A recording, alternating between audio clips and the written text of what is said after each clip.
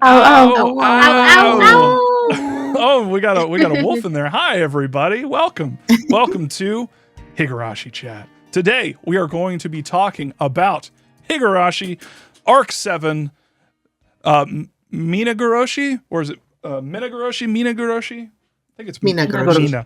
Sorry, I dropped my lens cap, the thing that I fidget with all the time when I do these things.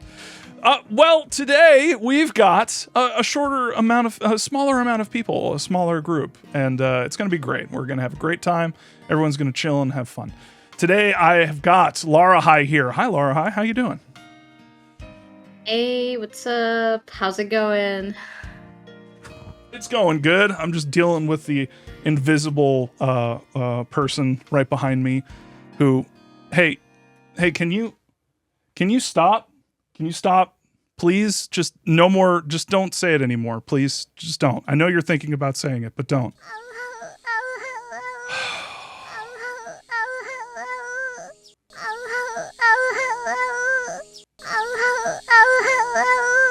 Okay, that's too loud. It's this lady right behind me, her, who will be unnamed for a little bit. But speaking of people who are invisible and around me, it's Olo. Hi. Hey, How you doing? I'm doing good. Doing good. Just relaxing. Just having a chill time. A few more days until my semester starts up. Oh, fantastic. I love school. Such fond memories. I'm fucking around. Well, college was pretty good. College was nice. Like later college, like, you know. Yeah, no, I'm firmly in college now, so it's just I'm gonna go until I don't have grants anymore, and then I might not go anymore. I'll figure it out. Awesome. ARP1033 says, Bob, do you also have the nightmares about finals? Yes. ARP, that's actually one of my frequent, one of the only nightmares that I remember when I wake up because it's so simple, is I will wake up and be like, oh no, I'm either one, late for school, or two, I have a test that I didn't study for, so I need to cram before I leave. And it is such a huge sigh of relief when I realize I am nearly 40 and don't have to deal with that bullshit anymore. There's someone who had to deal with bullshit, though. A lot of bullshit. And thankfully, they were able to assemble a wonderful timeline of events like they did last time. They're an MVP, the true star. Welcome, Jan. Hi, Jan. Hi, I've got 100 years worth of hope coins staked on this stream. I hope nothing goes wrong. Don't want to lose your hope coins. I'm like Sonic with my hope coins. If I take any damage, my hope coins just shoot out of me, and I have to spend a little while collecting them all back up. So with that being said, Jan, why don't you go ahead and take the reins and walk us through Arc 7. I keep wanting to say chapter because that's what the Steam thing calls it, but we're calling them arcs because we are smart. All right, so I've got the extremely short version. In fact, I got 3 versions of the notes here, depending on how much info you want it. I will go with the extremely short version for myself. If anyone would like, they can go and review the rest. All right, starts off with the prologue. We're in a void of sorts, some little fragments of something floating around, some kind of worlds and little crystals. An unknown person reflects on previous worlds, saying that there's 6 that are remaining, or that we've seen recently, referring to the previous 6 arcs. And they talk about how Rika is struggling. She's having a bad time. She is getting older mentally. Her mental lifespan is shortening. She's not having a good time. They reflect on how there are constants in every world. As seen in the previous 6, someone becomes violent or paranoid and has dark thoughts. Either Keiichi, Shion, or Reina become violent as delusions go stronger. And who commits the actual crimes in each world isn't important. What matters is the process by which they reach that state. We are given 3 rules, and you can almost hear Ryukishi sighing in exasperation as he realizes people still don't know what he's trying to say. So he says, here are the 3 things to keep in mind to solve this mystery. Rule X, a random person becomes violent under the influence of paranoid thoughts. Rule Y, Tomitake dies the same way every time and Takano's body is always found in the barrel. Rule Z, Everyone in Hinamizawa believes that the Sonozaki family is responsible for the series of mysterious deaths, Oishi especially. So long as Rule Z remains, Rika cannot escape tragedy. One rule was broken in Sumi Horoboshi, which resulted in people not all having to die. It was a miracle. If all 3 rules can be broken, Rika will be freed. Rika's soul, however, is starting to break and change into something that cannot experience individual worlds. We are then taken to Chapter 1, wake up to that face right there. Rika just fell off a cliff. It's her. We are introduced to Hanyu, who has been mentioned indirectly before. We see her right up in our face, checking on us, saying, hey, what's up? You good? You okay? Doing her little ow-ows. She wakes up in a new world. Rika does. There we go. She has to readjust to the world she's in, try to remember where she is, ask Hanyu to help her out with that. And she says that she doesn't have distinct memories of the nights where she is violently killed. So she says, I don't know who killed me or how I died. I just know that I did. Her friends come check on her. She has to try to pretend to be normal. She doesn't want to give up on a miracle, even though Keiichi doesn't seem to remember previous worlds in this one yet. She asks him. He doesn't seem to remember Sumi Horoboshi at this point. She says, okay, I'm not going to give up though. 2. We are seeing Satoko getting a checkup at the clinic. Irie says her condition is L3 negative. However, it will not go down from there. She used to be worse. She's getting better. There was a little bit with the heat wave that made her symptoms worse. She's doing fine now, though. Rika makes predictions, talks about fate, and there's the game club's tournament. Basically saying this will happen, rolling dice, want a miracle, plenty of that. People are like, hey, you don't seem like you're as happy today. She's like, no, it's fine. Just stuff's going to happen. It's whatever. It's fate. Hanyu points out that she's maybe not as good as she could be. Maybe a miracle won't happen this time. And Rika says, no, it's fine. It's fine. It might happen. Outside, afterwards, Keiichi gives me on the doll. There is a choice, but he, regardless of the choice you pick, whether to tell him to give the doll or to not give the doll, he does it anyway. Rika considers this a miracle. In Chapter 3, the club is hanging out in the classroom. Shion's there. Keiichi remembers the needle in the ohagi when hanging out with the friends. He remembers an old memory from when he was a kid of reading a manga where someone did that in hamburger meat. It kind of traumatized him, stayed in the back of his mind for a while, then might have gotten reactivated when things went fucky. Rika says, hey, that dream you had, the reason that you're maybe not eating that ohagi, you can tell me about it. It's fine. It's like, no, it's just a dream. No, that's fine. Tell me about it. He makes a point to eat it despite his discomfort. He wants to believe in his friends. Later that night, Rika drinks wine and thinks that maybe she can achieve a miracle since everyone seems to remember bits of their fatal mistakes. She thinks about who might want to kill her and says, okay, Takano and Ide might be able to protect me. I should maybe try to stop them from dying. I just have to find a way to convince them since nobody in this village will fucking listen to me. Before we move on to the next chapter, I wanted to quickly point out something that Ursula Cat mentioned as well. Shion is in, Shion, you have it in here, and I just wanted to emphasize, Shion's here. She's all friendly. Shion is part of the crew, like the gang. The gang's all here. Everybody's here. Yeah, I believe Lexicon points it out. It's hanging around is a miracle because she remembers the promise that she made previously and that she wants to look after Satoko, not hurt her. And that's an interesting thing that I realized in the moment. And the with the vision at the end of her chapter, which I believe was Answer Arc, the first Answer Arc, chapter arc 5. That the vision she had at the end of that arc, that's this future, basically. Or an alternate timeline, a possible. Anyway, I'm sorry for interrupting you. Go ahead. Go on. It's all good. believe, I don't know if I actually put it in here, I might have cut it out for the extremely short version, but also mentioned how Reina also had a dream of, I believe it was Sumi Horoboshi, where she says, I had a bad dream where I did this, and it hurt people, and it didn't go well, so I'm going to go talk to my friends, try to get help, get my dad a job, get Rina out of the picture. Mm-hmm. They're talking about how important it is to talk to your friends and to actually deal with your issues together instead of doing it all by yourself. So, people have been established to remember things from before and want to improve things. Rika says, cool, miracle might happen. All the stars are aligning. I might roll a 10 on a d6. So, chapter 4, she tries to convince Takano to listen to her.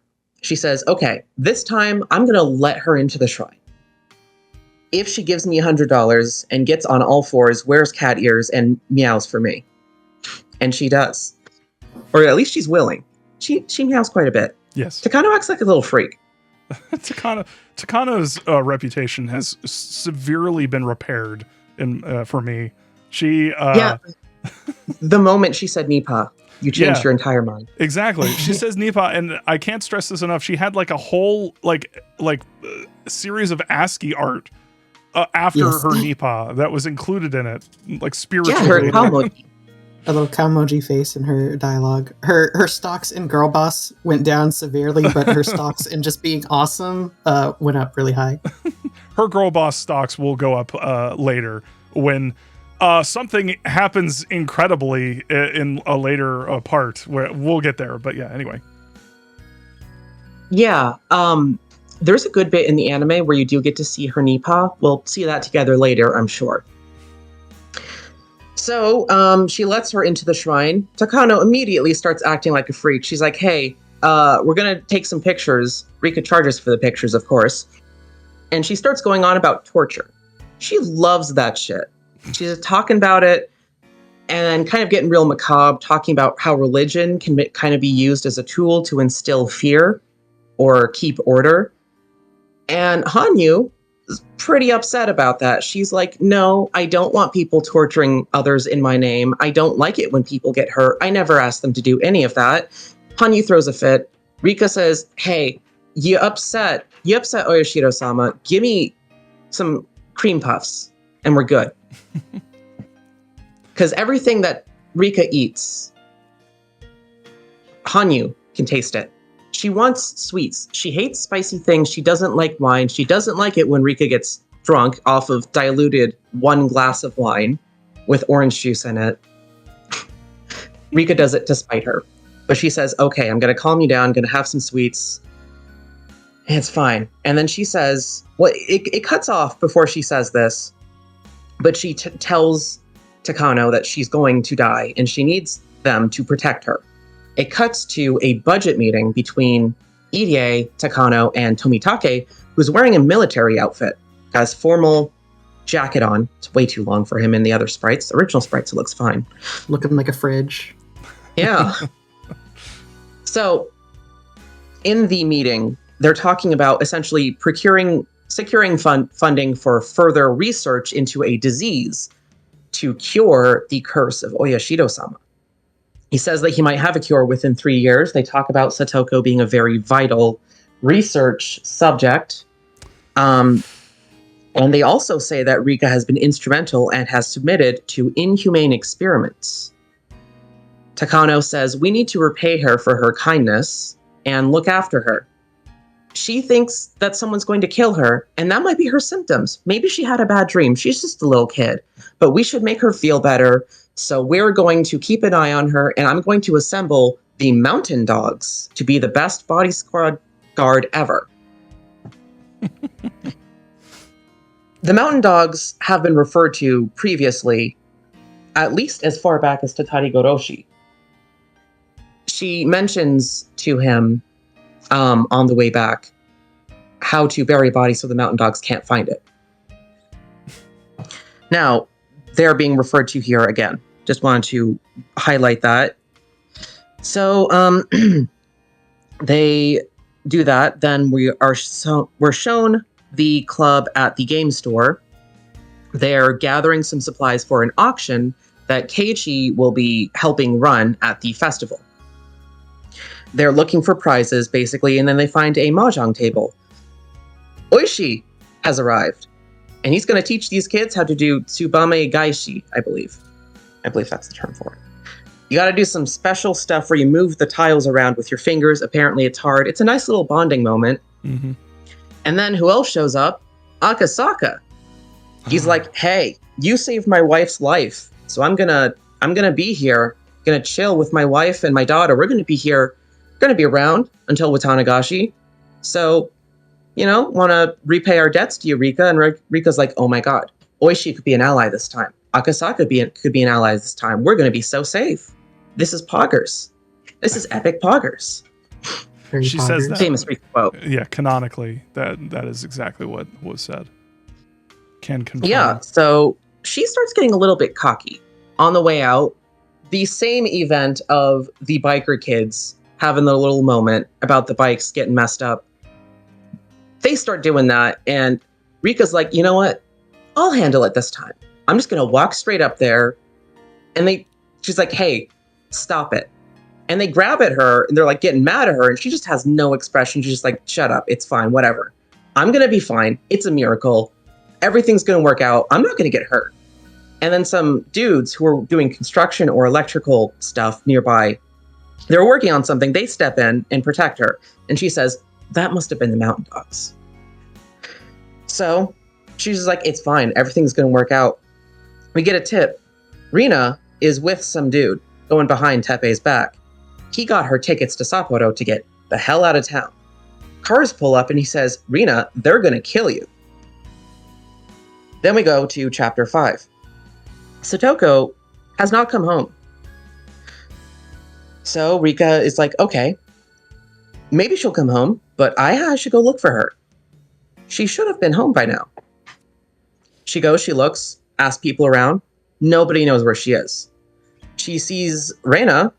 Reina's like, "Hey, are you okay?" Rika says, "I gotta deal with this myself." Not gonna tell her. She won't be able to do anything. She goes and she checks the old house that Satoko used to live in. Teppei's there. Her worst fear is confirmed, and perhaps a miracle won't happen after all. Teppei will not let Satoko out, and he's here. He's looking for the bank book. This has been seen before.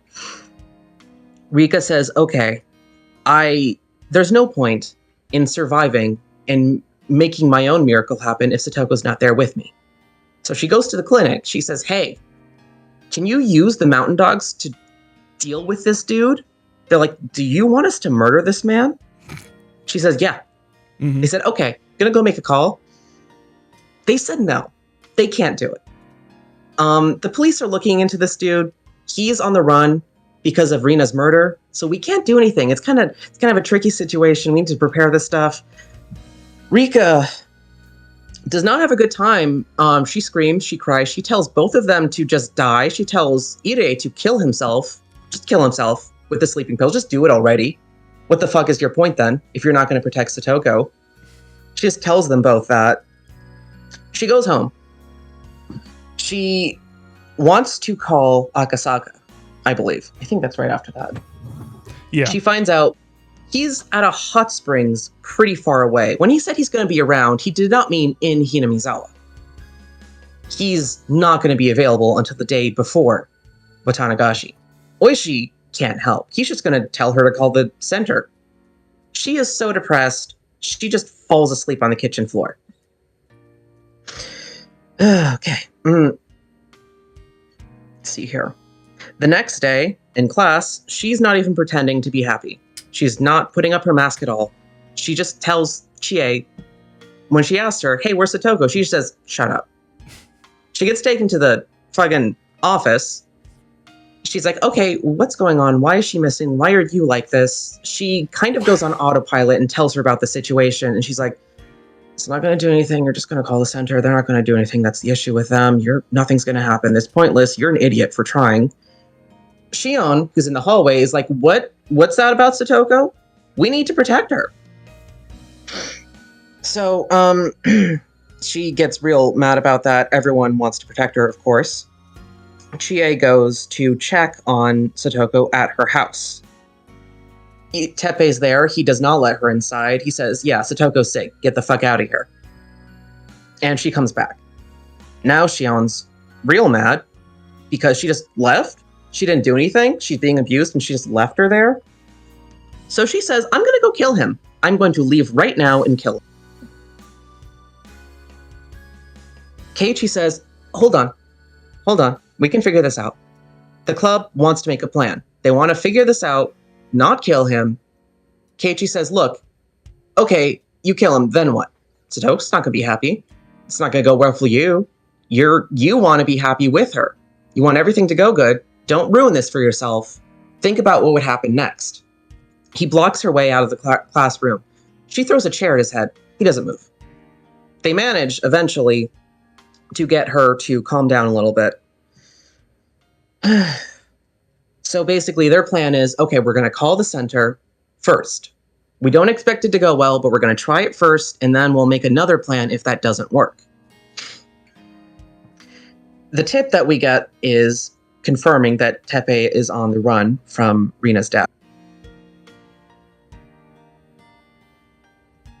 Then we get to 6. Sorry, that's just taking so long, by the way. No worries. Adding a little bit of extra time, just because there aren't as many people here this time, I suppose. So it's we're better. gonna have a nice discussion where we're gonna it's gonna be great. There's a lot to dissect here. There's a lot to really dig into. So yeah. So, chapter 6, Mion and Keiichi are calling on the phone. Mion's calling to say, okay, I checked with my info on the center. They sent a dude, a social worker, to check it out. They basically said, okay, this is not extreme enough to do anything. I'm out of here. They just leave and don't do anything. She basically tries to explain it from their point of view, which of course annoys Keiichi, but then he realizes, okay, she's not defending it. She's just trying to be professional and explain how they see it. They're like, okay, we're going to make a plan tomorrow. We're going to figure this out. Then he also talks to Reina, similar issue, talking about, okay, this sucks, but we need to figure this out. Keiichi's like, I also wanted to kill him, but then I thought about what would happen, and it didn't really work out in my brain. So basically, his memories of Tatari Goroshi prevented him from killing him or helping or allowing Shion to kill him. Again, another instance of memories coming back, maybe in subconscious ways or dreams or just imagining and working out in a good way this time, even though this bad thing is happening. Keiichi asked his parents, okay, I should do this with your help. I should ask you, not just go behind your back and assume. Keiichi's mom is like, oh, I thought you were going to ask us how to pull off the perfect crime or something. He's like, no, I wouldn't do that. Yeah, so, he specifically says, I wouldn't do that. Or at least I don't think I would. And then it goes, it was super funny. Anyway, sorry. So his parents are like, okay, you should call the center. He's like, we did that. It didn't really work. They're like, I don't know. You could make an appeal. So he's like, oh shit, okay. He goes to, so basically he goes to his class, talks to his club. They're like, okay, we're going to make an appeal. We're going to go down there, all 5 of us. We're going to go there in person. We're going to demand info. Mion's like, cool. Okay, here's what you got to do when you're talking to officials. Got to do this and this and this. They go there. I believe Reina is also good in kind of being politely assertive in getting in there. They talk to the counselor, who's not really taking them seriously. The counselor doesn't really know much about the case. They're referring to Teppei as Satoko's dad. Doesn't really have the full info. Keiichi's like, okay, I can see that you're not really filled in on this. You're not really part of the case. You're just some lower ranked dude that they pawned us off onto. You don't really want to deal with this. And of course, Keiichi is talking to the counselor directly because Mion and Shion don't want it to seem like the Sonozaki family is doing this.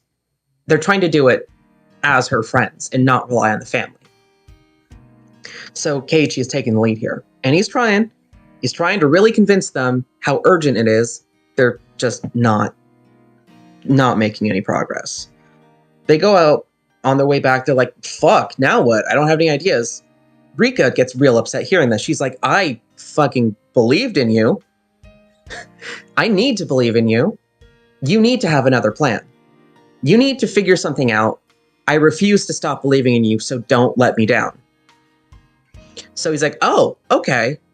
All right. He motivates everyone, tries to get himself up at it, and says, okay, we're going to do this. Cuts off again before it tells us what happens. But then in the next one, directly to his plan.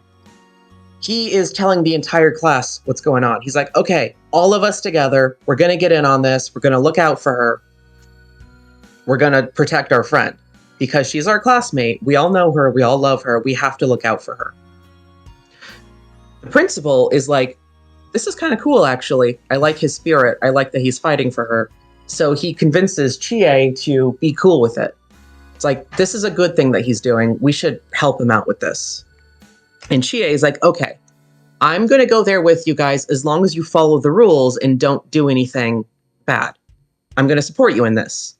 So all 27 of them go down to the center together. When they get there, obviously, there's not enough room in that small consultation room. Reina says, okay, give us a bigger room then. She's very politely assertive. They have their meeting with the 27 of them and a higher ranked official this time. Mion gives him a little bit more advice, and they talk to him. They try to get more info out. It turns out the counselor now is willing to give more confidential information. And he says, okay, we don't have any evidence of Tepe ever abusing her. We only have evidence of the aunt abusing her. And they just don't think this is urgent. They're like, we went there. She said she's not being abused. She has her necessities. She has food, water, shelter. She doesn't have any visible injuries, so we don't think this is serious. They try really hard to point out how serious this is. Like, he abandoned her. She's been out sick, supposedly, for 3 days. No one's seen her. No one can talk to her. They're trying their best to explain it and get, like, will you take responsibility if she gets hurt? We don't have a lot of time here. Something bad will happen to her. She's been hurt before. And just because she's made fake calls in the past doesn't mean that you shouldn't take this seriously. They try really hard to get more concrete info. It, again, doesn't really go anywhere. So, again, they regroup, and they're like, okay, now what we're going to do is we're going to get more people in. Every single one of us is going to bring another person tomorrow. So it's going to go from 27. Initially, they're like, okay, maybe 40? No, 60 people. We're going to get 60 people tomorrow. So, Angel Mort, he goes, all you need to know is that he goes to Angel Mort, he kicks Cake Fucker's ass, and he acts weird a little bit, and then he's on board. And then we get to an actually important part. That's all we need to know, but certainly not at the festival all meeting, that we know now. Go ahead. At the festival meeting, we get some basic, organizational issues of, oh, these stalls want to do their yakisoba, and this one wants to do that, and people are basically like, hey, Keiichi, you're doing a good job. We're behind you on this. We think you're doing great here. Oishi is there, and he says, yeah, also, if I were your age, I would have wanted to just kill that guy. Good on you for not doing that. So he also gives him a little bit more ominous information. He says, as your mahjong buddy, don't go back tomorrow. Just trust me. Okay, well, here's the thing. They aren't going to take you seriously anymore.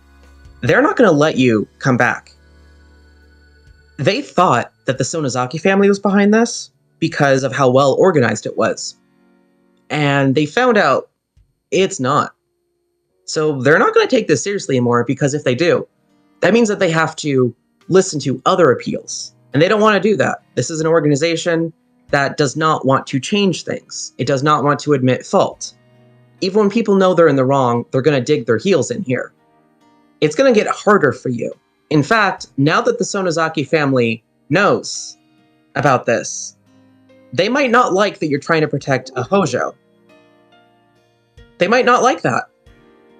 Are you prepared to see the dark underbelly of this village? Keiichi says, yeah, actually. And Oishi's like, yeah, good, awesome, I was testing you. Cool. Just a test, bro. Yeah, good job.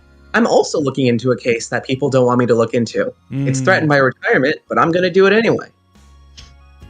We then get a tip that Teppei is looking around the house, tearing everything up. He wants to go into Satoshi's room to look for the bank book. Satoko tackles him. Says, no, you can't. You cannot do that. He says, okay, I don't know if I mentioned this earlier, but Teppei realized he can't hit her. He knows that the center is keeping an eye on her. He knows that people are paying attention. If he hits her, that will leave evidence and that will mess things up for him. He thinks that she is somehow contacting people, but doesn't know how. He also realizes that she's kind of fallen apart here. She is just losing her mind, does not want him to go in there, and goes, okay, here's what I can do. If you promise to be good at school, I will allow you to go to school, and I won't go in the room. He plans to go in the room when she's out. And that is the end of the tip. There's also some, before we go any further, thank you very much, Jan, for that wonderful write-up. Thank you. Thank you very much. Clap, clap, clap. I hope it wasn't too rambling. Appreciate. Oh no, it's very good. Yeah, you get the applause, that MP3. Fantastic. Also, let's give you a little... There you go. Wonderful. Thank you. Also, thank you, Keith, for cleaning that up for... Oh, wait, no. That wasn't the alt. There we go. Okay, stop playing. Stop looping. Stop. Okay. I'm going to turn into Rico over here and lose my fucking mind. Yes, thank you very much. Also, going forward, just some trigger warnings. Just going to throw them out there. You already probably picked up on a lot of them. This is way too late, but I just want to, say whoops. We've got some, child abuse triggers going on in here. A lot of talk about child abuse, a lot of talk about physical abuse against children, and we are going to talk about probably, I think one of the things that, I don't know if we should touch on it, but it did happen in this. There was some talk of grooming, and there was also some talk of child sexual assault. So just know that, that might come up. And yeah, so with that, first impressions, I guess I'll just real quick, just go through mine. There was a point in this chapter where I was legitimately thinking about, I was trying to get into the head of Ryukishi and thinking about like this chapter more than any other really kind of speaks to his background as a social worker, and you can kind of see, like, I was actually expecting one of the social workers to be named like Ryukishi or something. And it really, like, if you think about the entire story as it stands up to now, I wrote down in my notes, the way the story plays out, it's as though the person writing this is writing about their experiences and how they keep experiences with social work, and how a lot of the really awful stuff just keeps happening over and over and over. You can kind of see that in the way that Rika is losing hope in that anything will change. And if you apply that to maybe a social worker who is seeing the worst that humanity has to offer over and over and over again, you might be able to like map that directly onto the story. And yeah, like as far as impressions go, like that aspect of the story is so fucking powerful and so moving and genuinely affecting that it's just, I just want more of that. And then when Cake Fucker shows up and just shits over everything, I can't describe how utterly decimating it is. It's so fucking terrible. And what was the decision behind that? Like, I get courting like a certain audience, but with underage characters and talking about the way that they are, it's just like, fuck, man. Fuck. Yeah. Anyway. Oh, hey, 25's here. Hey, 25. Hey, I took a nap like 3 hours ago, and it's like, yeah, I'll try to be awake and rested for book club, but didn't work out that way. No worries, a no devil's worries. nap. Anyway, as always, Higurashi is a land of contrast. It is truly. So that exact same thing like an hour ago. This arc in particular is the contrasts. Oh. Anyway, but yeah, as miscellaneous notes I have throughout this, one of them was I believe, which was the chapter with Chie and Rika. Like Rika, that was the really funny thing to me, was that Rika has been using a voice, her like adult voice, in private with Hanyu, and like she's like, I'm a kid, and then when she's with Hanyu, she's like, shut the fuck up, stop, shut up, Hanyu, shut up. And she just drops it at a certain point with Chie, and like Jan was saying, like just tells Chie to just shut up. She's just like, shut up. And the part where they go into her office and she sits on her couch, and Erika sits on Chie's couch, I felt like that was so deftly maneuvered, because in the writing, like there's a read that you can have at the very beginning of that where it's like, oh, Chie's the person at fault here. Like the way that the writing is constructed at the beginning of that encounter, it's very clearly Rika is upset, and Chie is the person who is not causing her to be upset, but she is in the way of resolving this conflict. Mm-hmm. And I feel the writing at a certain point, like Ryukishi basically just steps in and says, I'll just read my note. I love how blame was maneuvered away from Chie, because it really isn't her fault. Like nothing's being done about it's really not her fault that nothing's being done about Satoko. It's the whole situation that's fucked up. I felt like that was so deftly done, so like really well done, because in that moment you could tell like there was some hatred that was accidentally being like splash damaged onto Chie. And I feel like Ryukishi did an amazing job of realizing what was happening there and being like, no. Like Chie's one of the good ones. Like Chie's, like, of anybody here, like she really cares about these kids to the point where she explicitly says so later on. Like the president, is it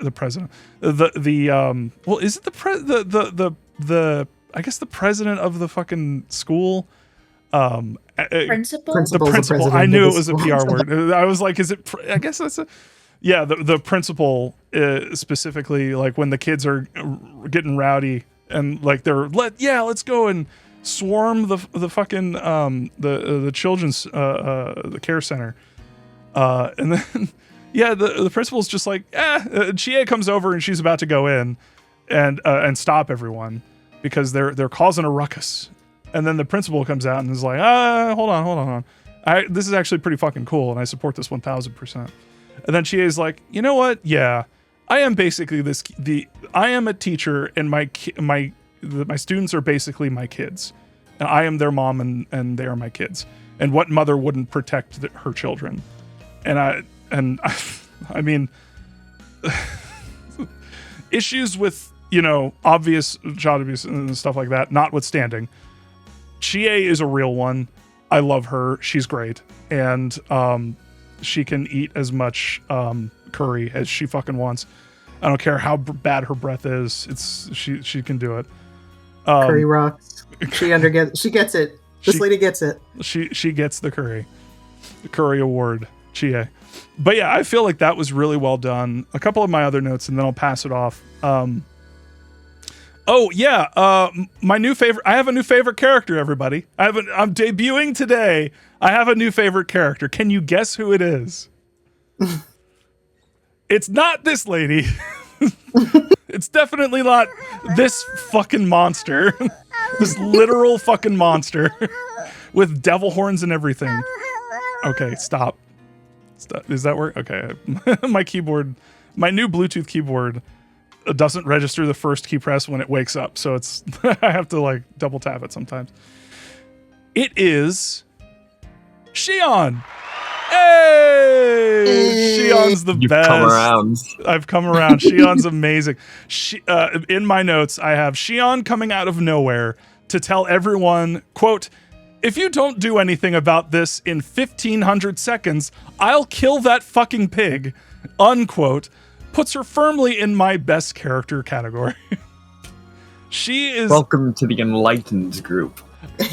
I get this, like, I get everything that Ryukishi's trying to do, and I get the stepping away from the, like, hey, murder is actually not a good thing. I get that. I understand that. But at first, you gotta have someone being like, I am willing to completely fucking destroy somebody for my fucking friends. And Shion did that, and it was just like, oh my god, this lady is the best.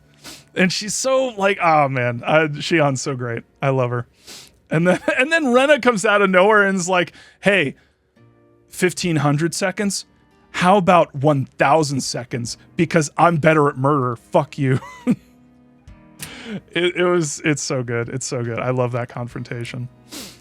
Also, Rena saying murder's the quote worst thing you can think of, you can think about, unquote, is some shit.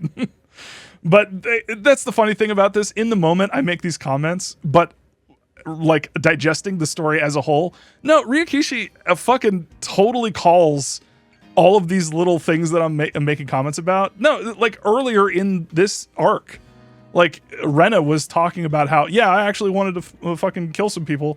And then she talked to someone, I'm assuming it's Mion, about, Yes. yeah, about her, you know, murderous ideas, and she was talked out of them. And so I really like how she's now like on the pro living side of things, not pro murder. But Shion's a real one for staying pro murder for a little bit. I just love this. Some arcs taken out of context are like the last arc are so pro murder that it's like fucking comical, and and it's clearly like I need to stop playing. I need to stop fidgeting with this thing. I keep dropping. I think Ryukishi's trying to say by having so many characters have that impulse that's like it's normal to feel that way, to feel that like utter disgust and revulsion. Yeah. If someone is behaving this way, it's normal to feel that way, but you need to be productive about it. Think about the consequences of if you do that, it's going to make everything harder for you and the person who you did it for, ostensibly. Right. And that is an incredibly powerful moment when Keiichi is blocking Shion. Like I love that Shion did that just for pure like hilarity, but at the same time, like realistically, like yes, Keiichi definitely was a real one for stepping in. And this is another chapter that's finally getting me to realize like, oh, this is why people like Keiichi. This is why. Like not because he's just a brainless dolt. No, when he gets it, he's actually a fucking real one. He really like stepped up in a bunch of places. Keiichi is a protagonist, and sometimes that's irritating, but when it hits real well. Oishi says he could be a union man. Yeah. Hell yeah. Oh, I believe Oshi said he could be a better union man than our current one because he sucks. But yeah, like there's so much good shit. There's also I love this quote. Quote, it's not a crime to be powerless, it's a crime to do nothing. That was, that later on, like this I'm really excited to jump into the rest of this arc, mainly because it's called the Massacre arc. What the fuck? So I'm excited to figure what that's all about. But I have a sneaking suspicion that everything's going to start going way downhill from here. But that quote came, at a really good time, and there's so much good shit here. Not the least of which, I think I've been saving it. But y'all, we got confirmation that Rika is a fucking witch. Rika's a witch confirmed, okay? Rika's a witch. Hanyu's Oyashiro. This fucking nightmare. This is the thing that people have been. God? Is this? This is the face of the person you've been murdering people for. This is the face of thousands of years of torture that has been claimed in the name of. God is real and she won't leave me the fuck alone. God is real and she needs to fucking stop. Shut up. God damn it. Hanyu, fuck. God is hell. real, but she won't even let me have some fucking sangria. Like, what the fuck, man? That's Can't some have fuck- shit in that's some Detroit. Even Jesus is like, yeah, my blood's wine and shit. Drink up, motherfuckers. You know what the fuck is this? Oh, you My sure? God's a little wet dog. Can't have shit in Hinamizawa. He just wants cream puffs. An annoying, barky dog with a sweet tooth. Yes, that is Hanyu. Also, quick question: Hanyu, are there two U's at the end of that, or is it just one? Because I've seen it There's spelled two, I both believe. ways. Okay. It's usually spelled with 2 in a lot of official ones. I think it's usually you can get away with just 1, but 2 is like more correct. I think. Okay. Maybe. Lexicon Devil says 1. Uh-oh. Fight. Let's fight over. It's you with a line over it. Yes, it's. Yeah. I think 2 U's is usually used to say that you're doing like a longer Elongated. sound. That makes Yeah. sense. That makes sense. It's kind of like an umlaut, I guess. Yeah, Right. like consider it like you say Miku or you say Hanyu. Hanyi. Okay. Yi. Okay. Miku. Hanyi. What do you have to say about this, Hanyi? Okay. Okay. You don't get speaking privileges anymore. I think we should hear her out. Well, okay. Okay, I agree. She has a really good point here. Mm-hmm. Just spitting Oh, bars. that's fascinating. We should donate all our baked goods to the shrine. Oh my god. I haven't even thought of that. Kind of a sleigh. Yeah. That's a fascinating read. Oh my god, cheese and peanut butter would go really well together. And alcohol again. Prohibition was good. Prohibition. Why I feel did like we wait she- so long to get her on the stream? Yeah. Look, I like a lot of her thoughts, but I'm not sure I can agree with some of the weird anti-vax stuff. Yeah, she's lotus spurts are not good, Hanyu. What's that? You no, that speakeasy is a national historic monument. Are we at the point that we could show Bob the crunchy Hanyus? Some of them. No, there's the best ones. I think might have implications. But Uh-oh. still, I think I by the end see. of this They episode, need I to feel cook like- a little longer. I feel like this is the most homestuck that Higurashi has ever been. Like, I don't know about it. It's just Is that a compliment or is that a threat? no, it's more of a this is cursed, right? Yeah, there fan art when you start bringing in the fan art, then it's like, oh shit, oh no, here we go. I will say, I don't feel as guilty about liking Higurashi when I was younger, like sort of liking when I didn't really understand it, as I do about. I'm trying not to feel guilty about liking Homestuck because like everybody did, and it's the source of many things, unfortunately. But also like, We're all reformed here. yeah, It's also like I wouldn't feel guilty about it. I'm only saying it as a joke. Like, as a no, kid, it's you're not like real guilty. It's more like cringe, I guess. It's like well. I don't feel guilty. I feel embarrassed. All right. I wouldn't. I mean, you feel how you feel. It's valid. But at the same time, like, I wouldn't. I wouldn't beat yourself up too much for stuff, especially like home stuff from years and years and years ago. So I don't know. It's mostly a joke. Oh, okay, all right. I was like, oh no. It's just one of those things of like, don't bring up the horrid word. The horrid word.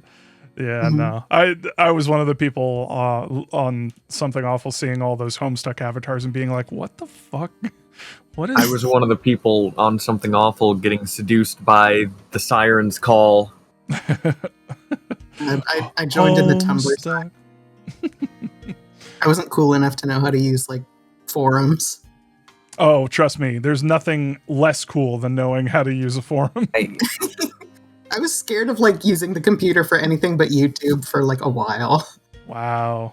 That's like, I'm gonna download a virus. Oh no. Would Cakefucker have an SA account? Absolutely. Cakefucker Yeah. would have an SA account and would have been banned like 3 times and would have kept paying to come back. He's on Absolutely correct. House or Ripline. Yeah. I feel like Legend of Cakefucker. The legend. I feel like at some point Cakefucker would have got permanently banned and then still tried to make like 10 more accounts. Yes, absolutely. Cakefucker would have tried to sue to have for the right to have an account on Something Awful. That is extremely Didn't someone actually do Cakefucker. that? I am sure in the years of that site that someone did try to do that. I'm A fairly legendary certain. poster that everyone thinks is a piece of shit. He's not quite no you shut the fuck up dad, but he's like adjacent, you know. Similar, a cousin. Yes. He was in the room with the kid who said no you shut the fuck up dad. God. Oh god, I love references that like barely anyone fucking gets. Anyways, but yeah, That was just a ghostly memory to me. Oh man, I have I feel like I knew of it, but it's very distant. I was there for it. It was so good. It was so Second fucking and third. good. It was so magnificent. I was using that radio site, that Something Awful radio site, and I was queuing up to be a DJ, and it would just the queue was for fucking like weeks, and I was like, my computer is gonna have to be restarted before I'll even be able to be on here, and even then, I'm only gonna play like a song. So anyway, for anyone who doesn't know, yeah, the thing that I'm referencing, no, you shut the fuck up, Dad. Someone from Something Awful had like there was a radio show thing, a program where you could DJ your own music, and then you basically tune in and listen to it online. It was like online radio, and this guy got into a heated argument with his dad live on air, and it ended with him screaming, "No, you shut the fuck up, Dad. This is why Mom left us." And then you hear basically the dad physically ripping the microphone away from this guy, and everything shuts down, and then a legend was born. Yeah, I never actually heard this or saw this happen, but I do think I heard about it because I never interacted with the radio side of things. Yeah. No, it was pretty famous for a while there. It was like referenced in a bunch of things, like Legends of posting. some might even call it a crazy ass moment in Something Awful history. I love that account. Anyways, but yeah, what a fucking trip down memory lane. Anyway, so yeah, the only thing that I have to say, other than miscellaneous things that pop up when we start talking about everything else, is that my last note, which is the more I see of this game, the more it seems to be one giant plea for anyone, to just give a shit about the people around them. And that is incredibly powerful, and I resonate with that wholeheartedly. And yeah, that's really it. Things are, I want to say they're looking up, but I think they're looking down. Like the name, it's called the Massacre Arc. I think we're in for some shit, but we'll see. Mm-hmm. I'm still not on Oishi's side. I think Oishi, especially in that in chapter 7, where he was like, "Oh, I wouldn't do that," and then Keiichi's like, "No, I'm absolutely gonna do it." And he's like, "Oh yeah, no, I'm yeah, no, you totally do that. Yeah, no, I'm doing the same thing." It's like, shut the fuck, man. Oishi is such a. It's probably a good idea to be suspicious of Oishi's actions. At this point, when I was going through it, I did sort of buy into it, but also like I was watching without voices, so I don't know if the performance like sways in any particular way. Oishi's voice actor is so fucking good. He Oh, does. he's great. He's so capable of like being friendly but menacing simultaneously, and it's fantastic. I love it. It's so. That's one of the reasons why I think I'm just not on Oishi's side. Like this arc in particular is doing a really good job of rehabilitating a lot of characters previous, like sort of like now I'm team what's her name? Shit. Takano. Like, Yeah. Takano's Takano, yeah. great. Takano, Right like here. Takano's fantastic. Like I think there's something going on with her faking her death, and she seems incredibly creepy. But I think a lot of that came from Keiichi just not being in a good mental space, and furring a little bit too much and being a little bit too paranoid. That said, like I think that a lot of that might be a like the rehabilitation aspect, and how everybody's kind of seeing like, oh, maybe everything is just a series of unfortunate happenstances and misunderstandings that people are reading too much into, and things are just going downhill because of people just aren't talking to each other, which is the case. But that's the thing. I think that Ryukishi knows this. I think that Ryukishi is trying to push this as like a main thing for at least the beginning of this arc, and being like, no, everyone really is like, on the same page. But I think there's a snake in the grass. I think that that's being pushed as a way to mask the real like villains here.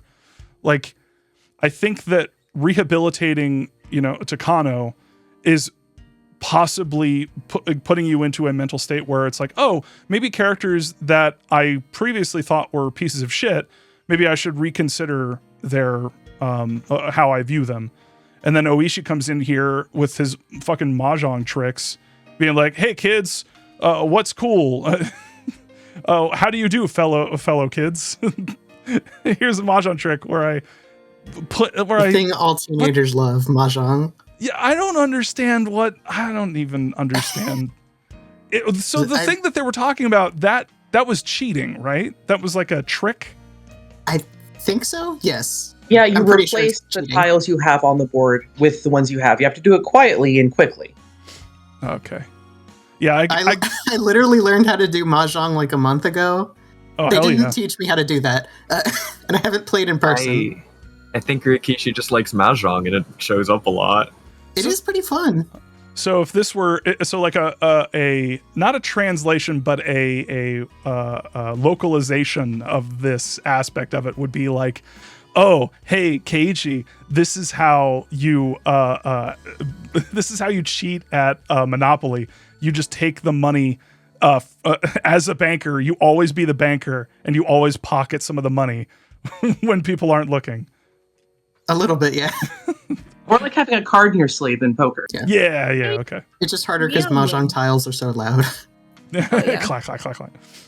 And they're pretty big. Someone posted, I forget who it was, but it might have been Yu Yan, who posted like a video of someone actually doing it. Yeah, and like they showed two different, like there was like a Chinese version of the mahjong, like I don't know, what would you call them? Chips? The tiles. Tiles. And those things are huge. Like compared to the other ones, those are big boys. Those are like thick as hell. Anyway, I imagine that would be difficult to do, is what I'm saying. But I will continue. Anyway, I think that's it for me. There is more stuff that we should probably talk about, which is like, what the fuck is infection theory confirmed? Because Irie, at his clinic with Takano, they're talking to Satoko and saying that she is L3 negative, but she will never like not have this disease. And at first I was terrified because I was like, oh no, based on the abuse stuff, did something like terrible like happen? No, I think it's meant to be read as like she's infected with something, obviously. But for me, I've always been thinking that there's like some kind of infection going on that's making people more susceptible to paranoia. Is that what this is? Is this the reason for people becoming paranoid and having their eyes get all fucky? Perhaps. I can't do the smile over Discord. Oh, okay. I can't do that emote. Hanyu, what do you think? Okay, shut up. No, shut up. Okay. Thank you, Hanyu, for your input. Valuable as always. What's that? Oh, yeah, you do make a good point. Yeah, it really wouldn't melt steel beams, would it? Yeah. She's been listening to Kano too much. Takano Radio. Takano would absolutely sell like supplements. Male enhancement supplements. Anyway. But yeah. By the way, we do also have notes from Talisriel, who couldn't make it today but wanted to write some stuff down. Gail, do you want to go over some of those? And also, of course, Bob, if you want to cut in with any of this, because I know you and Tals are both new readers, that'd be cool too. But I just want to be sure first. Yeah, absolutely. Okay. All right. So I have Talisriel's notes up right here, which are conveniently separated into little parts about specific characters. On Rika, I'm just going to be reading this in first person. I can't help but notice her situation resembles mental health issues for depression from hundreds of faded loops, hearing Hanyu's voice, and the apparent rule X of the paranoia from knowing how Takano, Tomitake, and Irie die. She's also notably blind in this arc. She's looking for Keiichi's miracle from Arc 6, but other than the Ohagi incident, she doesn't seem to be realizing that everyone has echoes of getting actions from other fragments and acting on them. She's writing it off as them acting within their nature, rolling 6 on a d6, as opposed to Keiichi's 10 on a d6, and realizing how to say Reina and Sumi. I do wonder if this is an illusion, if from our perspective on the order of fragments suggests the rising tide of awareness, when Rika is going through a more random order that doesn't make that suggestion. I said it on Bob's stream, but I'll say it again. When I made the choice, it wasn't about believing in Keiichi or doubting him. I chose to have Rika intervene because fighting fate is what she needs to do. Keiichi not needing the intervention is just a bonus, even if she knows her issue is keeping up hope and motivation. That was also that's why the choice that I made was to intervene, because it's like, thinking about the worst case scenario, he makes the same mistake again. So Rika giving him a little push may have helped, prevent that kind of thing. And yes, it's great that he was able to recognize what he should have done, but it's always good to be prepared in case, Keiichi, this fragment of Keiichi is a dumb fuck, like most of them are. He's fun like that. He is fun like that. Rika. Oh, and Telstra also says Rika identifies her parents as Rule Y victims, or at least her dad. And mom took dad's death the wrong way? ? Did she blame Rika? I'm not sure what to do with that observation, but I'm sure it's important. Yeah, that was weird. Oh, if you ever want anyone to tag in, I'll help if you want. Oh, did you want to do the Hanyu bit? Sure. Yeah. Let's see. All right. On Hanyu, I'll also do the first person. I feel vindicated seeing that vengeful Oishiro-sama is the moe blob that Rena only pretends to be. I'm pretty sure I had been suggesting a friendly Oishiro-sama since at least Tatarigoroshi, if not Watanagashi. I far overestimated her power, but she certainly isn't cursing anyone except metaphorically for Irie. She doesn't want to hear what he has to say, since he calls the rule X disease the curse of Oyashiro-sama, and Takano dredging up all the bloody torture she doesn't want to remember. I do wonder if she's lying about some of her power loss. Rika only jumps into this timeline recently, but Akasaka did get a warning that Rika didn't go back far enough to give. Is Hanyu locking in current actions by Rika and not sending her back so far? I did appreciate the scene at the shrine where Rika was actually being a priestess, securing offerings to Hanyu to soothe her after Takano's provocation, which she thinks is just Rika fishing for sweets. She's very negative on the subject of fighting fate. that might have to do with her knowing that this loop isn't going to work out the same way that we do. Minagoroshi massacre. It comes off as more of a manifestation of depression, but it also works as a sad, negative friend. She also seems to fall down on the job helping Rika with the loops. She follows the Rule X victims, the extra footstep, but she doesn't go see what happened to Takano and Tomitake. Of course, given that the Rule X victims can see her, it could be that she's following them on the thus far vain hope of making contact with someone besides Rika. So I made a comment when I was playing this live that the depression aspect of Rika is very apt. It's a very I don't know, anyone who's been depressed will immediately pick up on some of the things that Rika is specifically talking about, like just feeling like, you know, nothing matters, that you're just repeating the same thing over and over.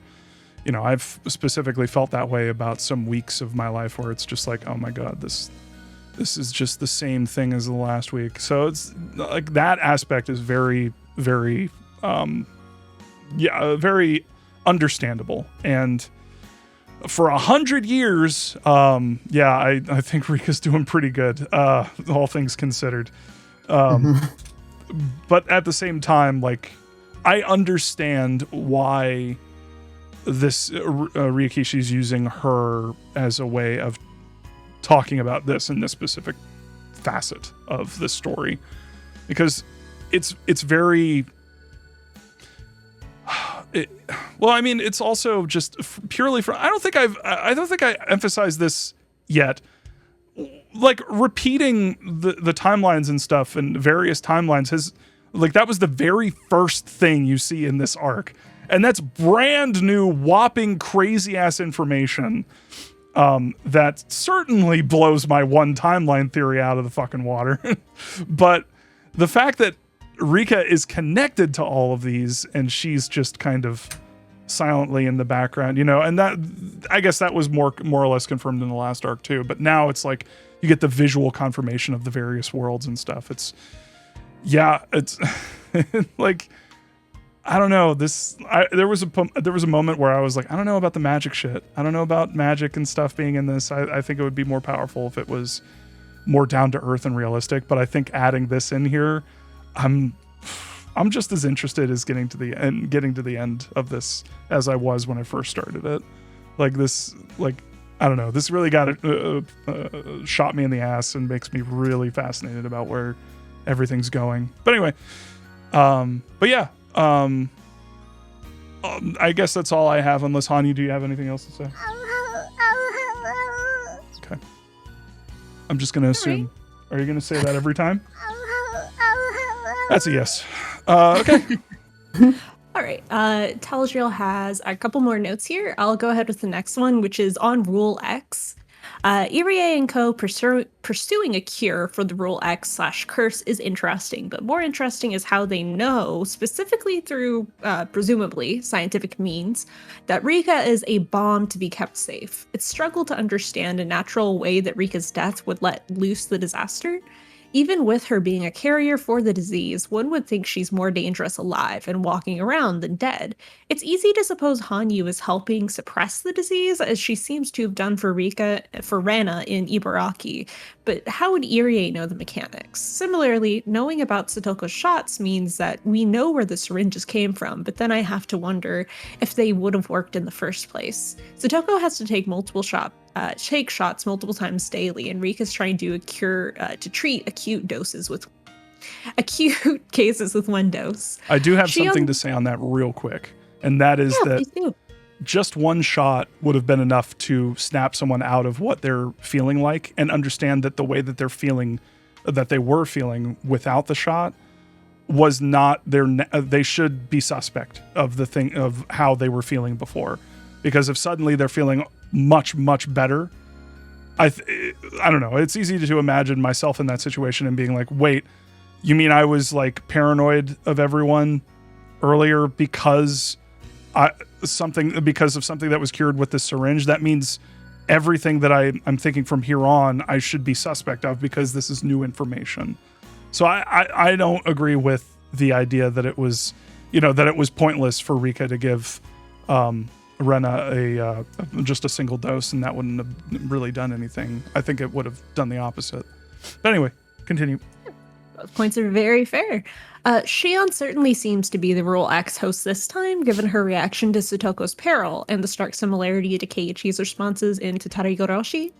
Keiichi and Rena are doing an admirable job of talking her down, and in case taking her hits, but I can see her snapping in the face of the Centaur's wrath, apathy. Was there anything else you wanted to say with that? I don't know if Shion's Rule X. What is Rule X again? I always get these confused. That someone becomes paranoid. Yeah, I don't know about that. I mean, And violent. Yes, and violent. Who is it? Who got paranoid and violent in the other channel? Yeah, because here's the thing about Shion. She did that when she wasn't infected, like a while ago. Like when she wasn't even in. I don't think she had even gone. No, this was her first time going into Hinamizawa, pretending to be Mion when she had just met Satoshi. And I don't know, unless, I mean, that might be used as evidence to say that there is a infection going around, and then as soon as you step into Hinamizawa, you get it. But what I'm trying to say is that there is a marked difference between how Shion was acting in the year before Arc 6 and the year that most of the events of Arc 6 and Arc 2 happen.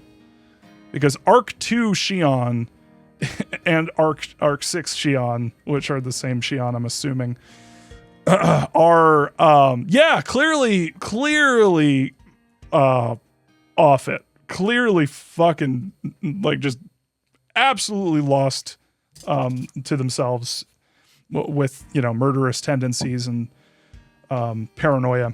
But before, in Arc 6, when Shion had just busted out and when she had just met Satoshi and was trying to interact with him at school in Hinamizawa, pretending to be Mion, she did the same thing. She threw the chair. She lost her mind, but she did it for reasons that weren't, or at least haven't been, explained by she was infected with something. So that's really all I have to say. I don't really know who's infected in this arc. I'm kind of worried it's one of the adults, but I don't think that that's possible. That's fair. As this side question, at what point would you personally say Shion became infected then, in terms of her overall timeline? Oh, it's tough. Wait a minute. Oh no, am I having an epiphany? Did she get infected when she was... Oh no! Let me throw this out there. If Satoko is infected, would that mean that physical contact with her or her blood or tears, would that infect someone else? Are you saying she has COVID? I am saying she has COVID. Oh no. Eternal. She has long forever. COVID. Very upsetting. The next stage of long COVID, eternal COVID. COVID Showa 53. 53? I don't remember the year. She's got the rage virus from 28 Days Later.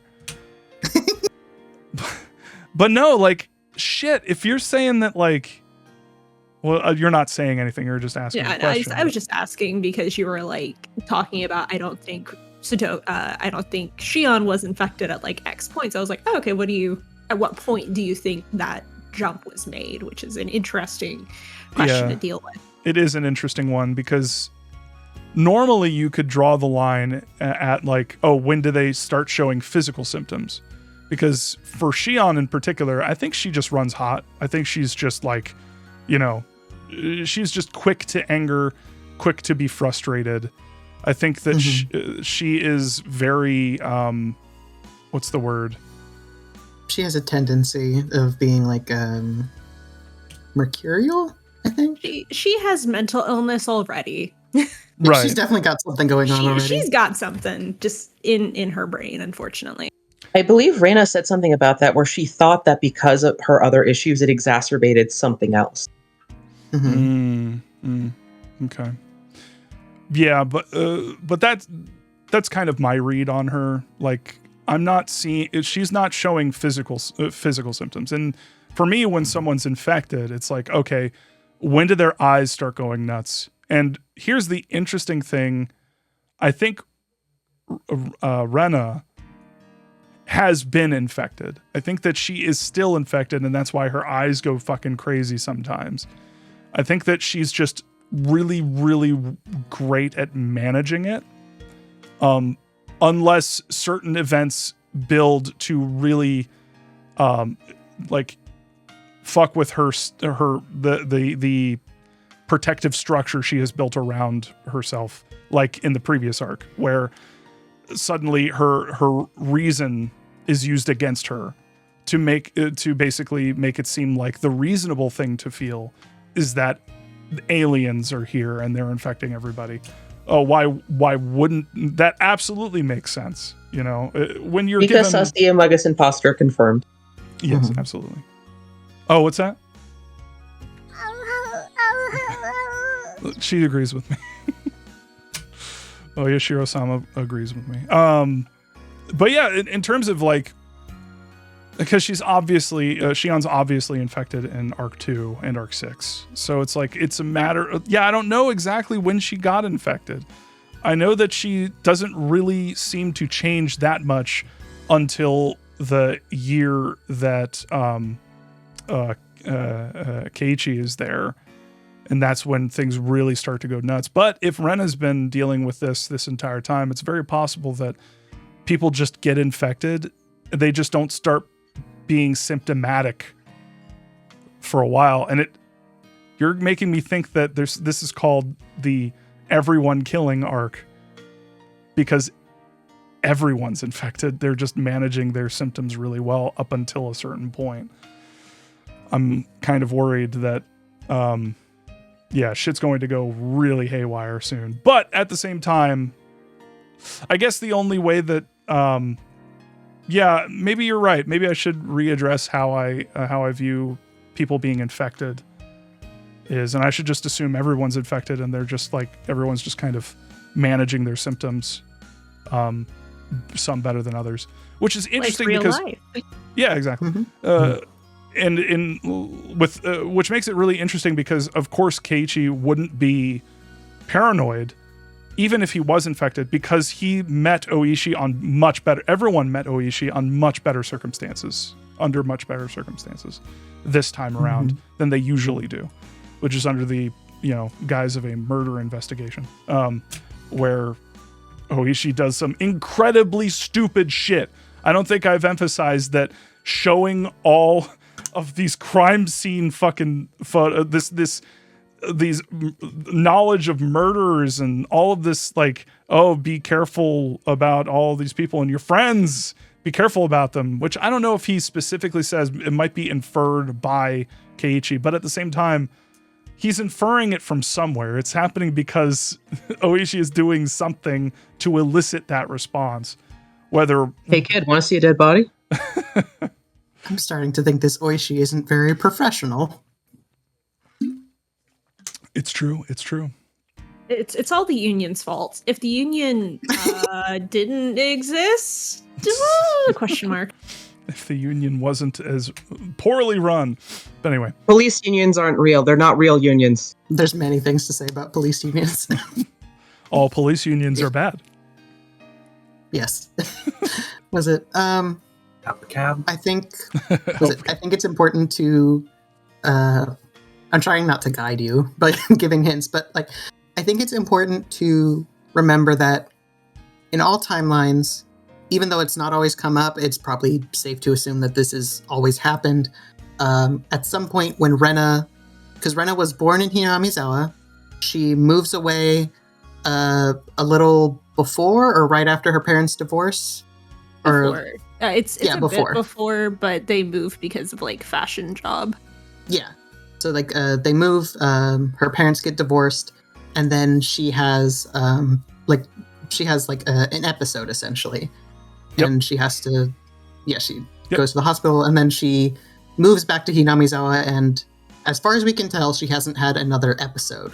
Right, and that's what makes me say that I think she's been infected. I think that she is managing her symptoms on her own without, sans medication.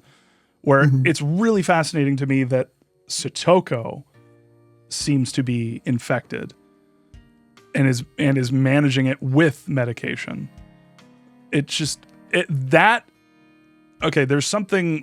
There's cursed knowledge that I might have that might be incredibly fucked up. But usually the way that people are found out to be infected with this thing, this virus, is after they do something horrible. And there's one person directly connected to Satoko who has gone missing. They did say that she's doing better since last year. And last year was when he first went missing.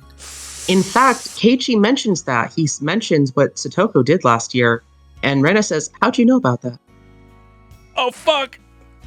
No! Satoko, I know what what'd she you did do? last summer, Hinamizawa edition.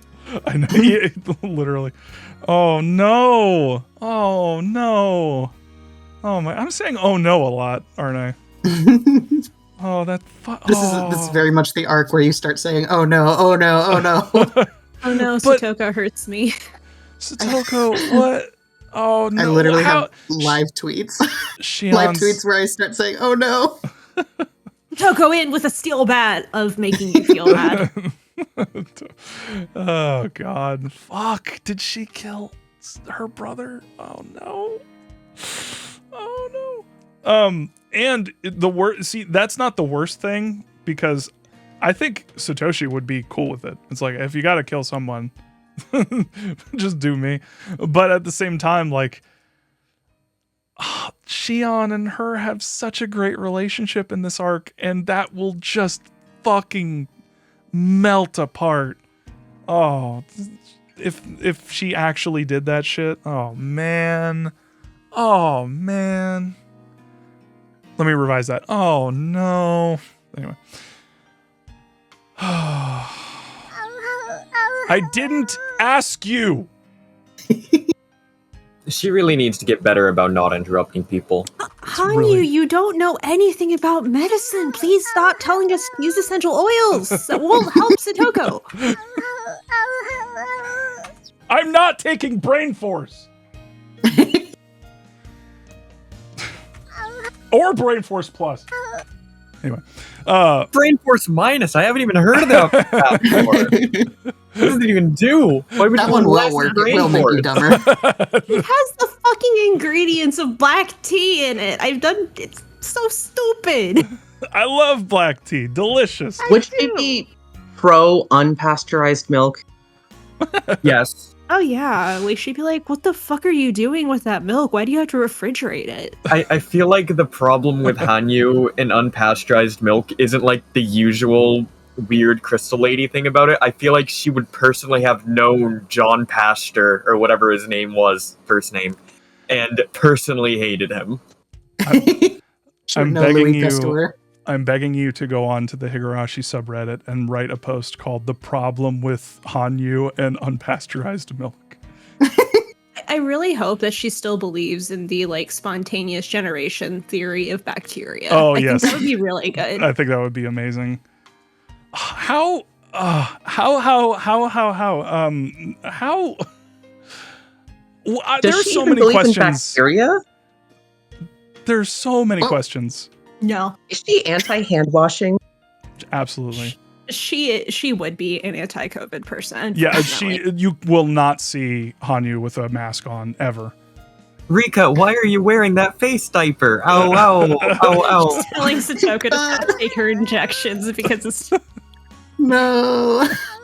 Rika, don't you know that puts the carbon monoxide back in your body? It gives you the coronavirus.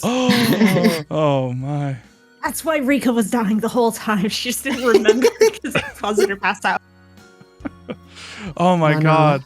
She's Carbon dioxide poisoning. I think that Takano and Hanyu should have a podcast. I think it's especially funny because Takano had a little bit of an edgy atheist moment there. Oh yeah, like I don't believe in God. Oh yeah. God in the room and also a child. They should have an unedited live podcast. Stomping her feet. God, yes. Like a podcast where only one person can understand what the other person's saying. Oh yeah, Wait, and the other well, person actually, is that's- just saying. That's it.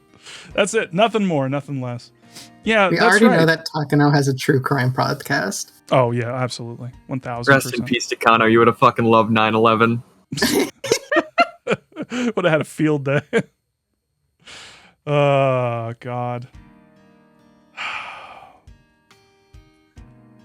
I'm trying to remember. What was the fucking horse train? Oh, the horse dewormer shit. I forget Oh, the Oh, ivermectin. ivermectin. Yeah. Yeah. God. Hanyu's just constantly hounding Rika to take some Have. ivermectin. She's have. over here with fucking Oh, I'm sorry, number.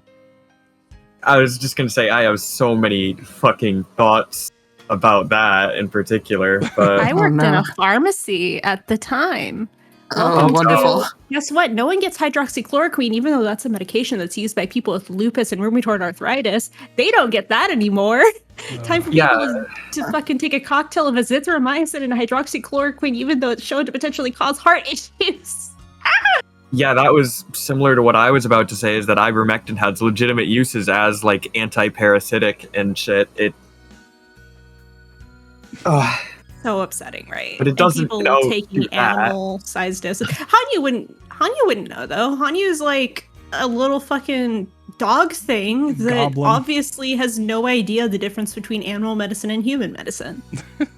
Hanyu believes in herbs. Herbs only. Hanyu, Yeah. Hanyu keeps trying to give Rika cat medicine. She got her the Did cat vaccines. Did someone just say herb you? Herbing you? You know what I want to see? I want to see Takano and Gale face off in a drug battle. Oh no. I would defeat her because in America we have more drugs. Yeah, that sounds right. Quantity versus quality. Well, I it's- want like a roulette where there's 5 drugs that are normal drugs chosen by Gale and 1 drug chosen by Takano. And you have to choose. what are we? 4 of miscellaneous helpful drugs and then cyanide. Takano over here with her fucking like insane doses of methamphetamine that she somehow has. Oh, that's why Tomitake is so fucking roided out. Found some like Takano's the leftover source of all. stash from the war. Takano's the source of all heroin in Japan. All of it traced Who back makes to her. it? She also She grows all doesn't. the weed, Oh, which is confirmed 1000%. apparently not no weed zonked. So weed fine. Oh. I was gonna say Me- that you got to keep them. You got to pay the mountain dogs with something. Definitely, mountain dogs getting paid with weed. I mentioned this Kano. earlier, but Yama Inu can also be read as bad dog. Oh, Ooh. my god! Oh, they all wearing the big dog shirts. Oh, that'd be Oh, amazing. fuck yeah. Big dog Spot squad. them. But we can. There's a couple more notes that Teleshul has. I'm sorry that we got Yeah. distracted. With On that. It was a fun discussion. I Please like- go ahead. discussions. Yeah, I'll go with the next one. It says on Rena and Rule Y. I think it's supposed to be Rena. Poor Ren. Rena and Sadako. Fixing Rena's dad's situation without murder seemed to cause Teppei's return, and the horror of Rika's previous statement and how rare Teppei's return is in the context of what that means for Rena. That does raise a question: who killed Rena? The Sonozakis are a natural answer, as they do run the local crime, but Rena's body turns up, which is not how they do things. At the same time, Rena gets the handful of nails and the gut rip treatment, which implies she was killed by someone with the same kind of torture gear the Sonozakis and the Furudes have. Are the Kimiyoshis getting into crime? Did another syndicate claim the Kimiyoshi torture room? Rika seems to have gotten the treatment when her body turns up in Tatarigoroshi, which leads to the disaster implicating Rina's killer in Rika's death and the disaster itself. Yeah. Another piece of evidence against the Sonozakis killing Rina is the fact that Teppei flees to Hinamizawa. House and checkbook be damned, even assuming he doesn't know Sadako is a close friend of Don Mion, it would be idiotic for him to go to the heart of Sonozaki influence and power if he had any inkling Rina was dealing with / stealing from the Sonozakis. Reading that, what was the name of Sunglasses McGee? I forget his name. Kasai. Kasai. Kasai, yeah. I think Kasai. My man. I think your man did it. Maybe. Look, he did tackle me out of the way of an oncoming truck back in 94. He saved my life more times than I can count. A good man who wears sunglasses at night and murders people named Rena. God, I'm thinking He about. just took me out for ice cream one time because I was sad. I'm thinking about stupid Indigo prophecy, and I'm thinking about like I saved a life, so maybe he thought that I paid back the murder I did. But yeah, to me, I mean, it was confirmed in one of the tips, I believe that, or no, I think it was in one of the mainline chapters that the thing that Rina stole was like something from the Sonozakis. Is that correct? It was like earrings. Rina. Yeah, did I not say Rina? The I and the E are fucking me up. I think it's on purpose, but yeah, it's hard. Yeah, Ritsuko is her real name. Rina is her show name. But yeah, one of the arcs does mention she was basically a part of like an embezzling ring from Sonozaki-related gambling institutions. Sonozaki-related, okay. Because I could have sworn I read something about her stealing Sonozaki earrings, something from the family themselves. But anyway. I just think that it was set up that Kasai was like he at least has like passing knowledge of these people. Like they are definitely not on the same level, but they are on the same totem pole. Like they are part of the same machine, and yeah, I think that Kasai would have reasons for getting rid of them should they rock the boat too much, let's say. Maybe Alice doing a big score. Says, Alice in chat says earnings. She stole earnings. Oh, I misread earnings as that earrings. Might be it, actually, okay. Yeah. I think that's what happens when I blast through something.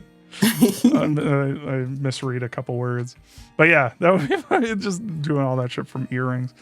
Yeah, okay, so that makes more sense. So she was basically embezzling against the Sonozakis. The Sonozakis would have a vested interest in getting their money back and fixing the problem. So yeah, okay. She's the one who stole your paycheck. That's what Doharayu says. Oh my god! I'm cool with her death now. I don't even care. That's what you get. She stole my paycheck. Oh god. That's funny. All right, you want to keep going? Who wants to keep going with Satoko and the Child Support Center? Yeah, I can go ahead and finish up that last bit. Sure.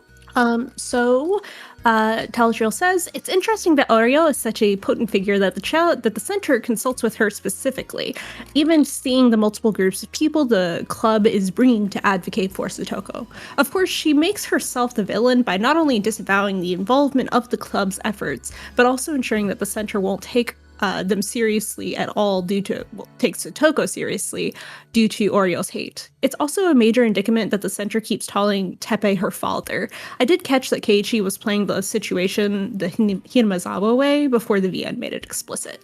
Yeah, that's the last thing that they said about it. Cool. And yeah, it is interesting how much of the town goes back to Oreo. And yeah, I think that is leading to a major clash that I'm really excited to see, which is trying to convince the old hag that she should maybe lay the fuck off Satoko. I think that I'm imagining in my head a very impassioned plea from Shmion. I love saying Shmion. It's like I love saying Schmear. From Shmion with their grandmother to just, give a shit about a single Hojo. Please, for everything that is good. Just why hate? She didn't do shit, man. She was a little kid. All those other Hojos, maybe they're guilty of something. I don't know, but like, what the fuck? Anyway. Who knows? This has really gotten me thinking about Rika's mom for some reason. Rika's like, I don't give a fuck. She deserved it. Yeah. Which is like, But then remember that tip. What were you saying? Was that Gail? Oh, I just said peak hating your mom. Yeah. God, what is going on there? I have no idea. Anyway. All right. Well, that's enough from me. Did anyone else like Lara High? Lara High, let's just go with you. What did you think of this specific collection of chapters? Sure. Yeah, I thought I was going through it again earlier this month to refresh myself, and like every single time Hanyu showed up on screen, I couldn't help but be like, please shut the fuck up. You're not helping. I couldn't help but like be pissed off because like I know what's gonna happen. So it might be because of that, but at the same time, like everything she says leads to something negative and leads to kind of putting Rika into this very bad headspace. And I can't help but think like that's very intentional on Ryukishi's part when he does that, because like sometimes when you have like depression, it literally feels like there's a different person inside of you just saying horrible shit to you all the time and like putting you down and saying nothing good is gonna happen, so you might as well like not try at all. Like that is so real, and I feel like that kind of being a part of what Hanyu is, like Hanyu is undoubtedly a part of Rika, whether it is in a physical sense, a metaphorical sense. She's there. She might be away for some parts. She might be like quote unquote resting. She might be sleeping, but you can't like deny her existence. Maybe like the others don't see her the way Rika sees her, and that's like a very strong visual if you just think about it for a moment, because you can't really see when someone is depressed, but you can kind of feel it. So when Hanyu kind of manifests herself to other people, it's kind of like your behavior when you're depressed sometimes manifests to your loved ones. Sometimes they kind of see you differently. So I think that's like, it's very deliberate and very well done, and like a major part of why this is such a good lead up to the end. You just kind of think, wow, this is really like building up to something. You feel like there's a conclusion on the horizon, and it's scary and it's exciting, and yeah, I just think this arc in general is really good. Of course, we're not through with it yet, but like everything that we've seen so far is part of why Higurashi in general just like works so well. It's just a very well-crafted story, despite all the flaws that we can very apparently see in this in this arc as well, which I guess we'll talk about soon enough. I think it would be irresponsible not to. We have to stare the cake fucker right in his cake fucking face. And we have to come to some kind of a cake fucking armistice. A cake fucking understanding. He didn't have a face in the original one. He didn't have a sprite. Nope. And somehow his cake fucking ways have granted him some art, some character art. God damn it. Anyway. Oh, I hate his lines so fucking much. Oh my God, they're so. Oh, I said it before. This arc does so much good, and then walks it fucking, and then just takes a hit on that one little having the cake fucker just show up at all.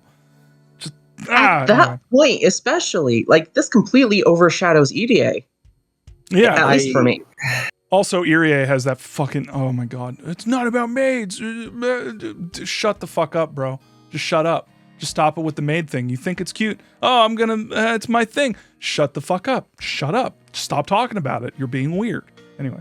I had basically no memory whatsoever of the man we are referring to as Cake Fucker.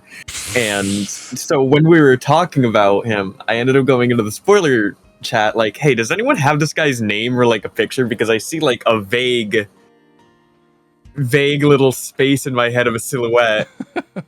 And then someone posts and is like, I feel like I just completely blotted this guy out of my mind. You're better for it. I remember Irie because he does things and whatever besides being a weird freak. But what's his name again? You wouldn't lose anything at all by hearing. I read his name. I don't remember it anymore. I read it like 10 minutes ago. I'm scrolling up. Cake fucker. Koichi Kameda. Okay, Koichi. You guys in the spoiler chat should have who's that cake fucker, like the Pokemon thing, and then fill it in and then have his real name there. Kameda. Yeah, Kameda. Sorry, I was talking to chat. Go ahead. No, I was like, I never saw this man's sprite. What? I guess I was watching a version, I was watching it on YouTube. That's how I first did Higurashi. And I guess they just turned 7th mod voices off. They just used the sprites for some reason. Yeah, I don't know. That sucks. Voice acting is so fucking good. It's really good. I'm watching their Umineko one because I just decided to start Umineko finally, and the voices are really good. Oh, cool! I have something to look forward to then. Oh, I'm excited. Can y'all just give me a little micro spoiler for Umineko? Is there someone similar to Cake Fucker in that? No, I don't believe so. Okay. Not really. No, no one whose entire existence is just to be like that. Okay. Yeah. I will say there is some boob jokes, but it's primarily at adult women. Okay. Yeah, it happens a couple times. It's not dwelled on nearly as it doesn't last as long as the cake fuck shit. Honestly, I read Umi first, and then I went back to Higu, and I was like, "Oh, it surprised me how much there was in Higurashi." It's toned down a lot. It's not totally gone, but it's toned down a lot. Yeah. That's good. There's it caught me off guard how much there was to let you know how little there is comparatively. There's stuff, but it works a lot better, and it's not just completely out of place. Yeah, I think there's one particular joke in Umineko that comes to mind as this is completely out of place and weird and horny, and I hate it.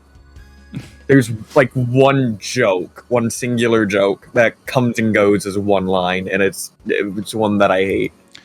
And I think I know what you mean. I should be clear. Sandwich. No, I yes. like that one.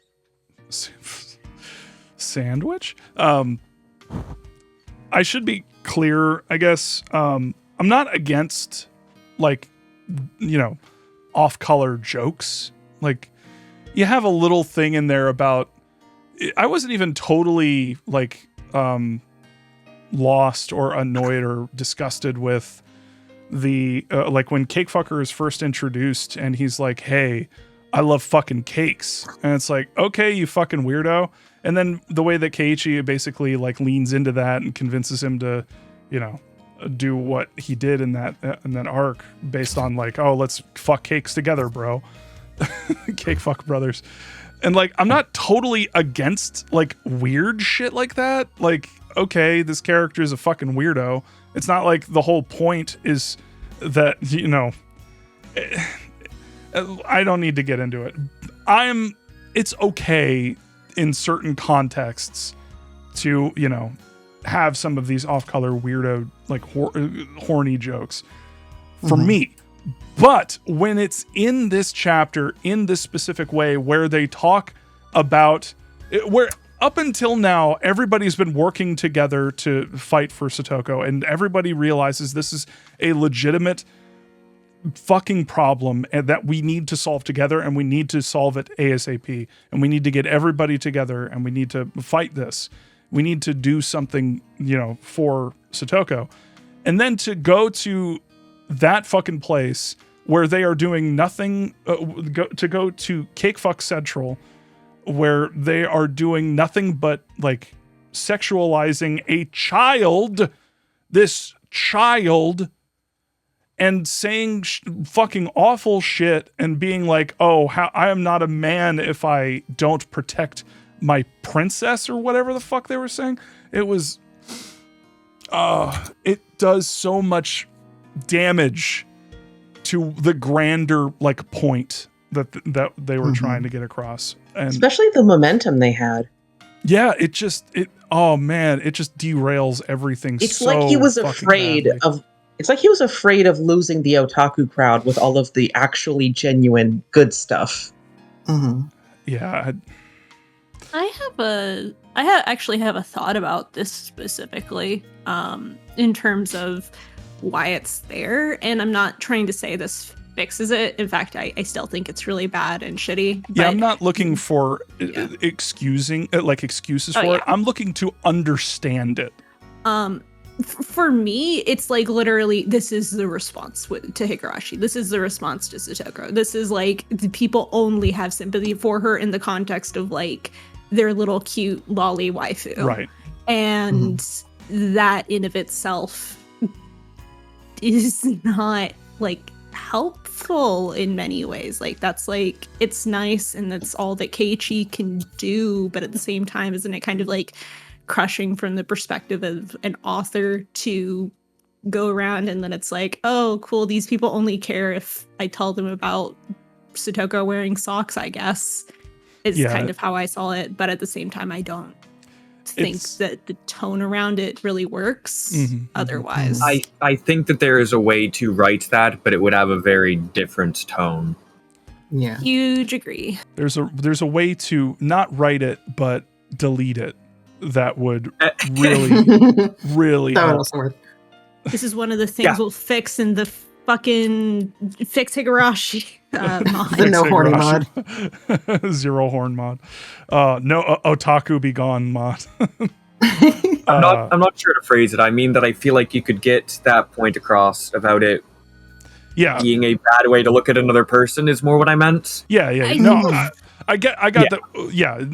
I mean, I was leaning into the other part for a joke, but no, you're totally right. Like, you can, like, there is something to be said here. There is a mode of thinking that should be corrected or like reframed, and Rikishi had every opportunity to do that in this specific scene by being like, "Oh, I want to lick her socks." It's like, bro, do you want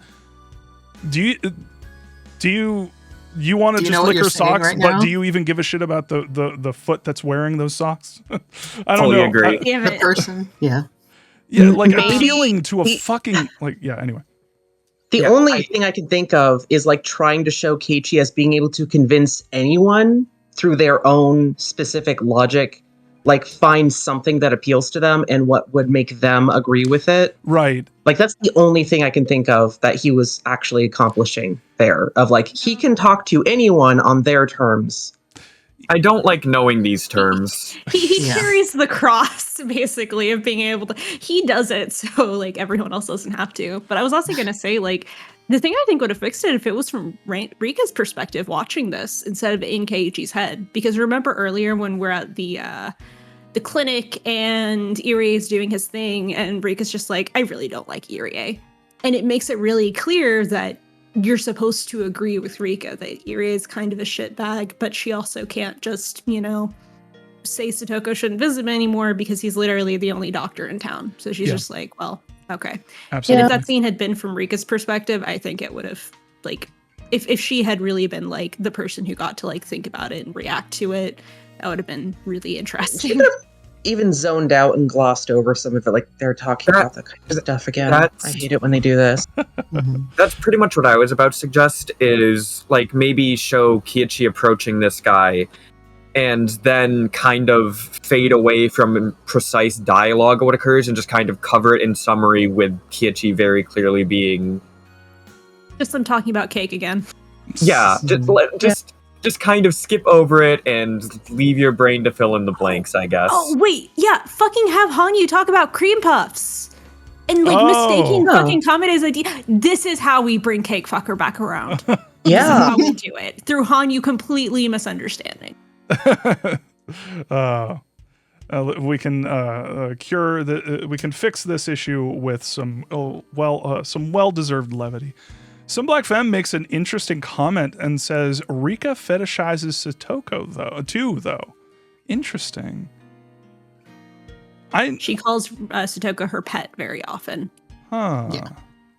Rika also calls herself Takano's favorite pet. Yeah, that's true. Was it? I want to believe that it feels less gross coming from Rika, partially because she's like, a little girl, or quote unquote little girl. It's a little But complicated. but also it feels like, I don't know. She's 100 years old. This might be like coping, but it does, like it can be kind of explained in that Rika is fucked. She's got a lot going on, and she might not necessarily mean pet in that way. Because I wouldn't be surprised if Rika, even though she loves her friends, she clearly loves her friends, she loves Satoko especially, it might be a thing where it's like, no one else has done these loops except Hanyu, and Hanyu is different from Rika as well. Hanyu's Hanyu. And it's like a thing of like, she might not see people quite the same as she did early on. That's how I took it, at least. Yeah. Yeah, There's it's like characters. she calls them like a pet, or calls herself a pet in relation to Takano, but it might be more of like a, humans are weird, iffy kind of thing. Also, I have to cut in with lesbian Rika is real, and that I know that might sound like a joke, but also like that kind of language and the way that Rika kind of frames anything about her relationship with Satoko, I think you can really engage with from the perspective of like a kid who is, likes her other young girlfriend, but that's not really something that she in a rural village would have words for. And she might not have the language for it outside of these weird phrases that she's picked up by being around these freaks. Yeah, and you can. And she does. She is a product of her consider environment. She considers her like the most important thing. Like she's like, I don't care if I get my miracle that I've been trying to get for 100 years. If she's not there with me, it doesn't matter. Yeah, she wanted to kill herself, right? Yeah, there is definite like implications when she disappears, and the whole part when she first disappears and Rika's like desperately running around trying to find her. That was so heartbreaking. And yeah, I think that you can definitely read between the lines there that like, she specifically says like, there's no reason to do this. She was like, I forget exactly what she says, but she is so desperate to have Satoko by her side that for me, I kind of read that as like, oh, okay, I think I'm getting some, maybe there's more to this friendship kind of vibes thing going on. Yeah, you might say that Ryukishi is pro queer rights. I'd say he's an ally. Absolutely. It is And, also and on a similar note with that, if it's okay to say, do you have anything you want to get into? I do, but after you say what you want. Okay, yeah, I'll just cut in real quick with this. I do the part where it kind of felt like she was like, oh, everything was going too well, so now everything's gonna go awful. Like that kind of to me does feel like a very real depression thing of like things are going great, therefore something worse is going to happen because things aren't allowed to go this good. That's a big vibe I got from that scene that I feels very real. Anyway, sorry. Yeah. Yeah, the only thing I was going to say is like I don't know how I feel about that though, because at the same time, like Satoko is a child. So it's like I kind of I don't know. I view that I don't have a problem with Rika like giving a shit about her and wanting her to be out of that situation. But the romantic stuff, I don't know. It's hard because it's also one of those, oh, she's not actually like, because if they were both kids like at the same time, it'd be like, oh, well, they're just kids. They're figuring their shit out on their own. But if she's 100 years old, I feel like that runs into the problem of like, well, fuck, you know, is this an adult, a mental adult falling in love with effectively a child? So even if it's, you know. And this is like a very real thing, but it's also a topic I see engaged with in a lot of queer media where it's like you have someone who has basically aged much faster than the people around them. And that is a very strong sort of like internal allegory to engage with that I think a lot of shows have very, have gone back and forth on in terms of how well they deal with that. But in terms of like with Ryukishi and the idea of how he approaches the supernatural and the magical, it's like it is very much meant to be read at both. You can engage with it at the magical, but it is also something to be engaged with at the level of reality. Like so Satoko and Rika living together, and Rika seeing so much of herself in Satoko and wanting Satoko to be happy, talking about Satoko's smile in the context of Rika's own sort of like trauma and suffering, speaks a lot to like Satoko is the only person she feels like can understand what she herself has been through, because Satoko has dealt with the most severe known abuse of all of their friends. Yes. So it's like in Rika's head, like Satoko is so mature and so much more, even though she's like very childish, she also has so much more experience than all of their other friends in a way that makes her latch onto her. And no matter how sort of like old Rika may feel due to her trauma, she's still a child in the body of a child, and she might drink alcohol, she might do all of these other things, but it's like, I mean, I'm sure you've also known like teenagers who like start drinking. They're like, oh, I'm really mature. This is because I'm such an old soul. But when you look at it, Rika's reactions are really childish. Like when she starts just screaming at Eri and Takano to kill themselves, like that's a very real and raw reaction. But it's not an adult, and she's saying it in her adult voice, but that's not what an adult does. I guess this just makes me extremely grateful that that their relationship isn't necessarily made explicit, I guess. Because if if that happened, then it's like I don't think I can follow where we're going with that. But no, that's not a thing until the sequel anime where they're like both teenagers. It's cool. Okay, all right. As long as they're teenagers. If this were any other VN from the time, maybe they wouldn't have that same tact, but believe it or not, there is more tact being applied here than in contemporary ones, I think. 1,000, yeah. Like, the only thing that lacks tact in this is the whole cake fucker situation. And everything else other than that it's so considered and incredibly well done that, I have full faith that, Ryukishi is doing these things for specific reasons. And, has motivations that I may not see yet until maybe we're done. But anyway. Land of contrasts.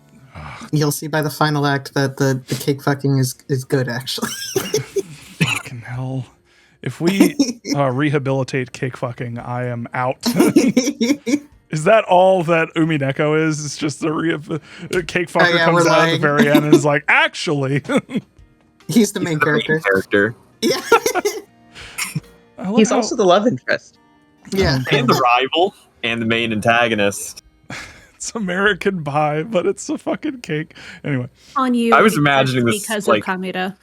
Oh, no. I was imagining this like an all you zombie situation. He is every character. Oh no. I am ashamed of my Words and deeds. No.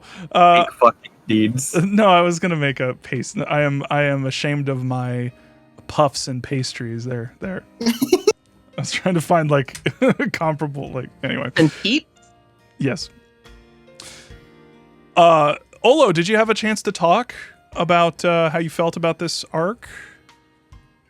I don't think so. Like I've cut in every now and again, but yeah, like I'd started like kind of live tweeting on about these when I was first going through them, specifically with the answer arcs, and like I was trying to find where I stopped, basically.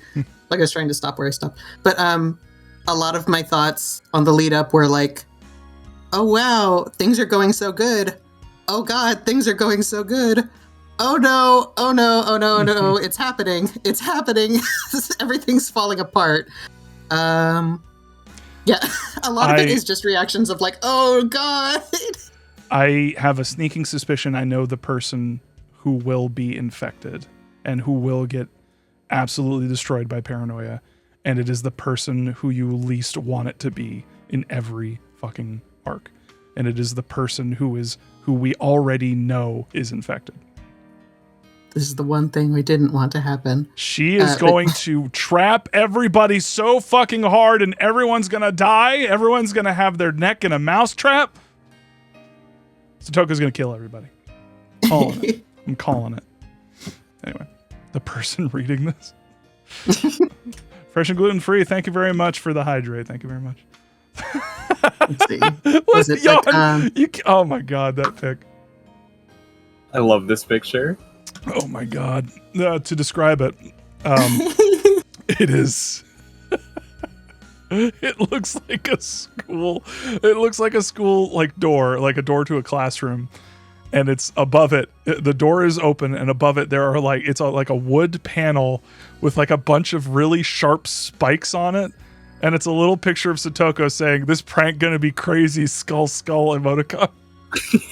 Turns out it was Satoko who wanted to turn Jill into a Jill sandwich. Oh my god. I should have known all along. Oh Christ. Like I'm trying to think if there's anything else I wanted to really touch on. But yeah, like I really enjoyed the like we all like to joke of we'd like to joke that Higurashi's real message is legalize murder, kill everyone now. Yeah. But I do like the way of it's like, look, murder is like a big fucking deal, and it should be a big deal to you because like even if you feel like this in the moment, that is still a person.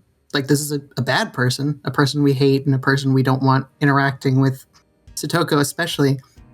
But this is still a person, and to dive into that a little, it's like killing a person is a big deal because you've ended a life, and we should care. The follow-up of you should in fact care about other people is it's like, yes, even the people who are like terrible and awful and the ones who you do want dead. And it's like murder should be like your my like joke answer is like murder should be your absolute last resort. And it turns out there's a lot more legal, or at least more legal, less murdery channels to go through still. Yeah. And I really like them like going to the center and getting brushed off and then coming back the next day and now they're going to come back another day with more people. It's this very it taps into that like community action, communal action, Yeah.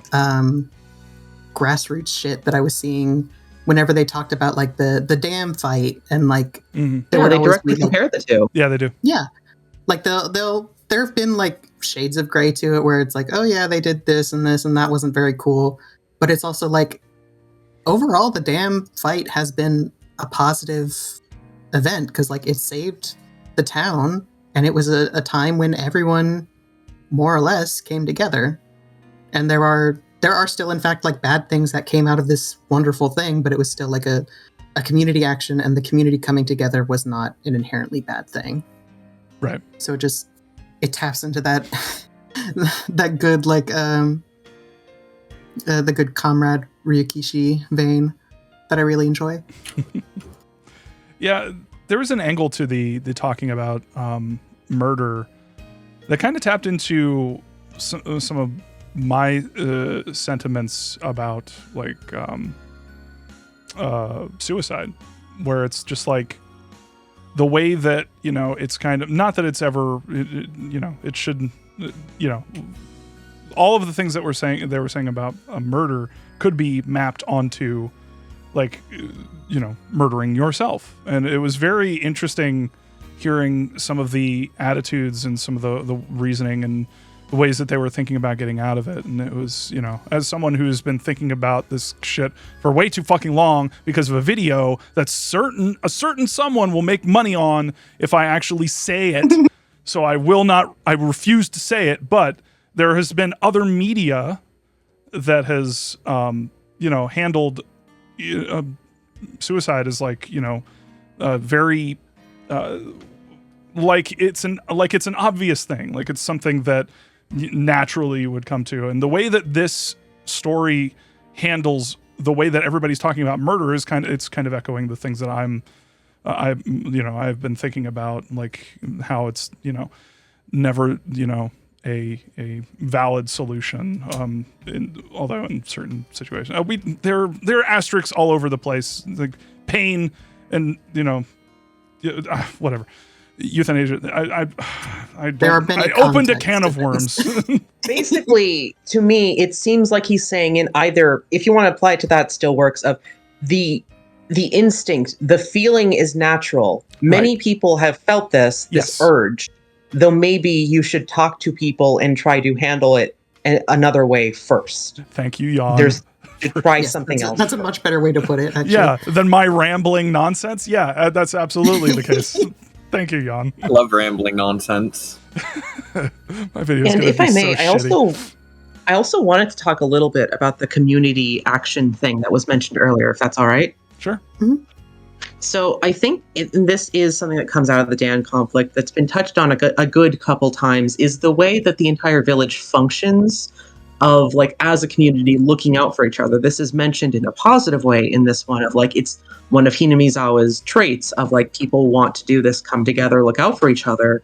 And it can be used in this good way of people looking out for an individual by being like, they attack one of us, we attack with two.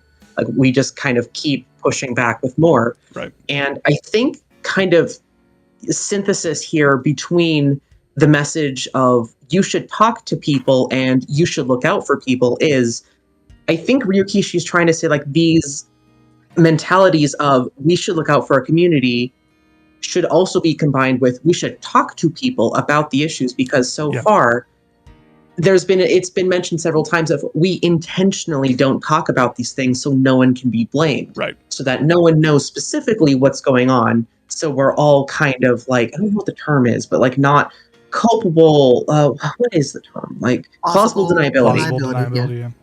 So like trying to do that, like I get that, that's valid, but I think he's also trying to say maybe we shouldn't all be acting on assumption all the time, because it's shown us that there's a lot of instances where people are like, I don't personally believe in this, but I'm acting on it because it's the culture and I have to do it. And they mention that the center is also kind of doing this negatively, of like they have to pull together because that's their culture of we can't be made to be changed from the outside.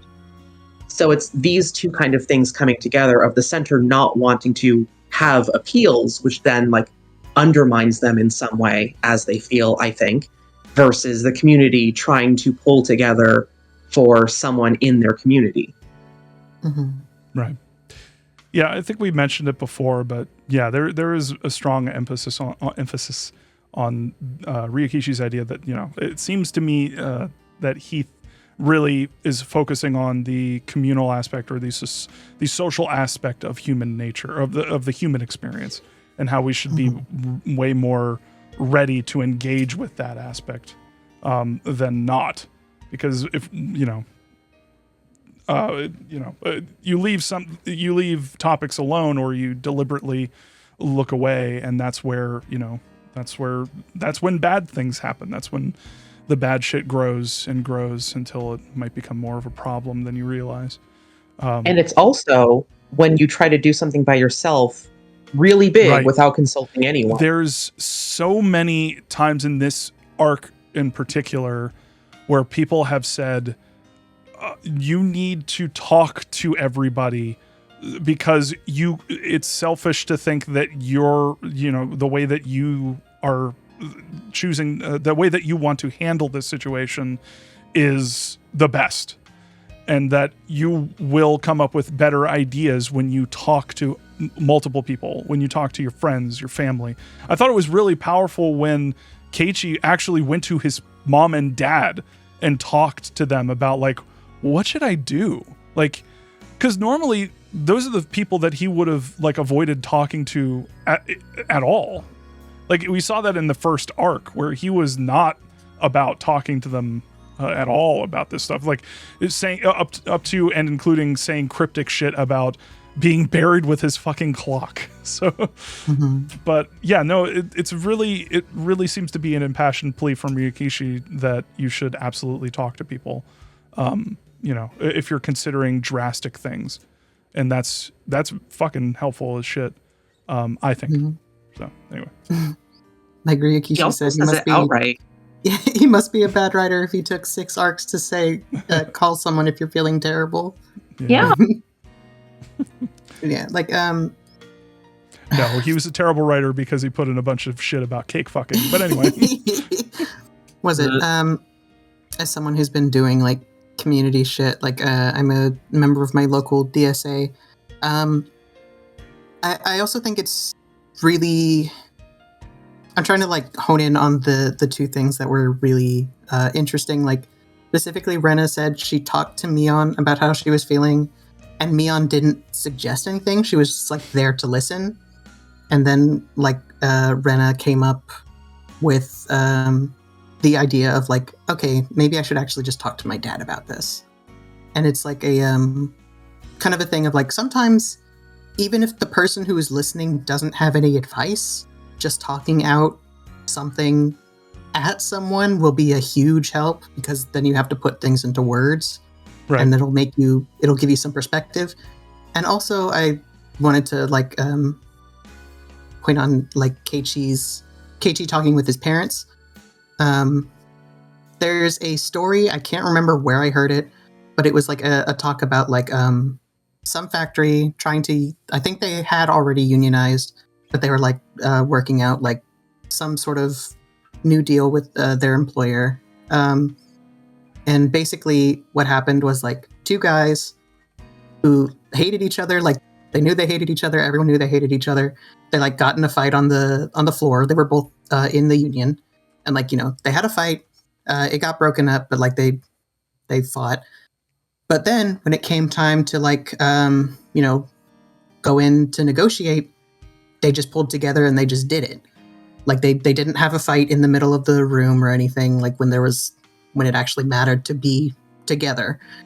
And it's kind of like a idea of this is maybe me with my own like my own communism dripping in, but like there's a difference between comrades and friends, where it's like you can be comrades with someone who you don't especially like, and maybe you even hate this guy, but at the same time, because of your hopefully inherent idea of like, this is a worker, this is a human, this is a person who deserves all the good things that our comrade shit would get them like this is a fellow human being, and even though I hate their guts, I'm still going to fight for and with them because they're human. So it's like a thing of like, sometimes even speaking to someone who you don't care for will also help, because it's like, even if this is someone you don't like, this is still another person. And even if they give bad advice, it's like a thing of like, okay, I can discount this advice and I know for sure it's bad, kind of thing. Yeah, I feel like in America, the sentiment you're getting at is more, I think it's like when we say, I don't agree with what you're saying, but I'll defend to the death your right to say it. I think that's kind of the thrust of what you're getting at. And Yeah, kind of. Yeah, not totally, like, but at the same time, like, there is a difference between friends and like, comrades and stuff like that. Yeah, it's like there's even bad people deserve rights. Yeah, weird how that works. Basic human rights, like that's why the justice system, the justice system should be aimed at rehabilitation, not focused entirely on punishment. But whatever. Anyway. But yeah, like there can be people in your community who you don't like, but that doesn't necessarily mean you should just like not treat them as a person anymore. Right. And I feel like a lot of the times when people feel like that, they also have bad feelings about themselves, or like go ahead. By depriving other people of rights, it hurts you as well. It's cutting off your nose to spite your face. Yes. Yeah, absolutely. And it speaks to a deeper problem of like, well, if you believe that this person is, should be dealt with in this way, or this person doesn't deserve things, then what does that say about you and how you feel about what you deserve? And if you were to make a misstep, like how forgiving would you be of yourself? And so, yeah, it's interesting. Also, you just reminded me, there was a section that was really interesting because I believe I brought it up on a previous book club, about this idea that like empathy also it taps into our creative imaginations. Like empathy is more about imagining how a situation could be different, or imagining yourself in a different situation, and imagining. Like it's there's so much focus on imagination, and how without that, like you become a less you have less empathy because you're not able to envision various differences in your current circumstances, and I feel like that is an interesting angle that was not really drilled down into that much, but it definitely popped up a little bit. I forget where. Was it? Oh yeah, it was when Rena and Keiichi were having the discussion about like, the alt timelines that they didn't realize were alt timelines. They were just, Rena was saying, Keiichi, you have an amazing imagination, that you can imagine the situation where Sutoko would come to school and like be upset. And all of this stuff was happening, and he didn't realize that it was him actually imagining this timeline where everything went to fucking hell. But it was more like treated as like, oh, that's an interesting thing that could be useful. That could be a teaching moment where it's like, no, like imagine how completely terrible things could go if you don't, show people respect or show people empathy, or be a little bit more caring in your life. I don't know. I'm rambling again. Fucking hell. Anyway, everyone's silent. Gail. Your stream. What's up? It's your stream. Gail, go ahead. Gail. Now. Very good chapter. I was really interested in splitting it at this point, just because it's like the opening to this answers so many things and opens up so many questions, and it's a really good one to kind of like let yourself linger over, because it's like, okay, They're trying to figure out how to solve all these other things, and then it turns out the biggest issue of all isn't one that can be solved just by talking to people. It's one that is a deep institutional problem, and that is a very intense kind of thing to engage with. Like, not every problem can be just solved by talking to your friends. Like, sure, if Satoko reached out, then maybe, but at the same time, like, the child services doesn't care about her. They aren't invested in saving her specifically.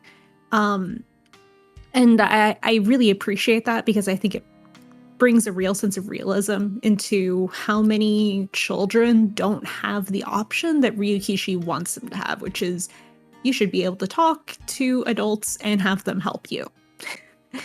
The other thing that I mean, like, there's a lot of stuff I could say about this specifically that I think is very good. I think everything with Takano is very, very funny. She's delightful in this chapter.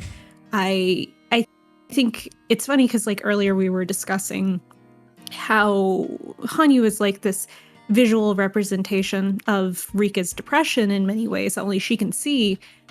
And Tomitake can hear her, but Takano can't, which kind of makes you think of, like, Tomitake has more empathy than Takano by a huge degree. Like, he has, like, that ability to kind of see, maybe Rika's kind of, like, hurting. Maybe Rika doesn't like the fact that Takano's doing this, even though Rika's just kind of trying to frame it as, whatever, I don't give a shit. Even though, maybe she does care. Maybe this does really trouble her and kind of stress her out, that she has to kind of, like, literally pour out her own guts to Takano to make her care about her. It's very sad. Like, when you have this adult in your life that you've had to put so much of your put yourself into the hands of, and at this end of the day, they don't really, engage with you as anything more than a funny little child. But Tomitake is nice, at least. When he's not, Tomitake. I'm sorry, I got Tomitake. Tomitake is nice. Takano is just fun. Takano is fun times, and I love her. I love Murder. Her.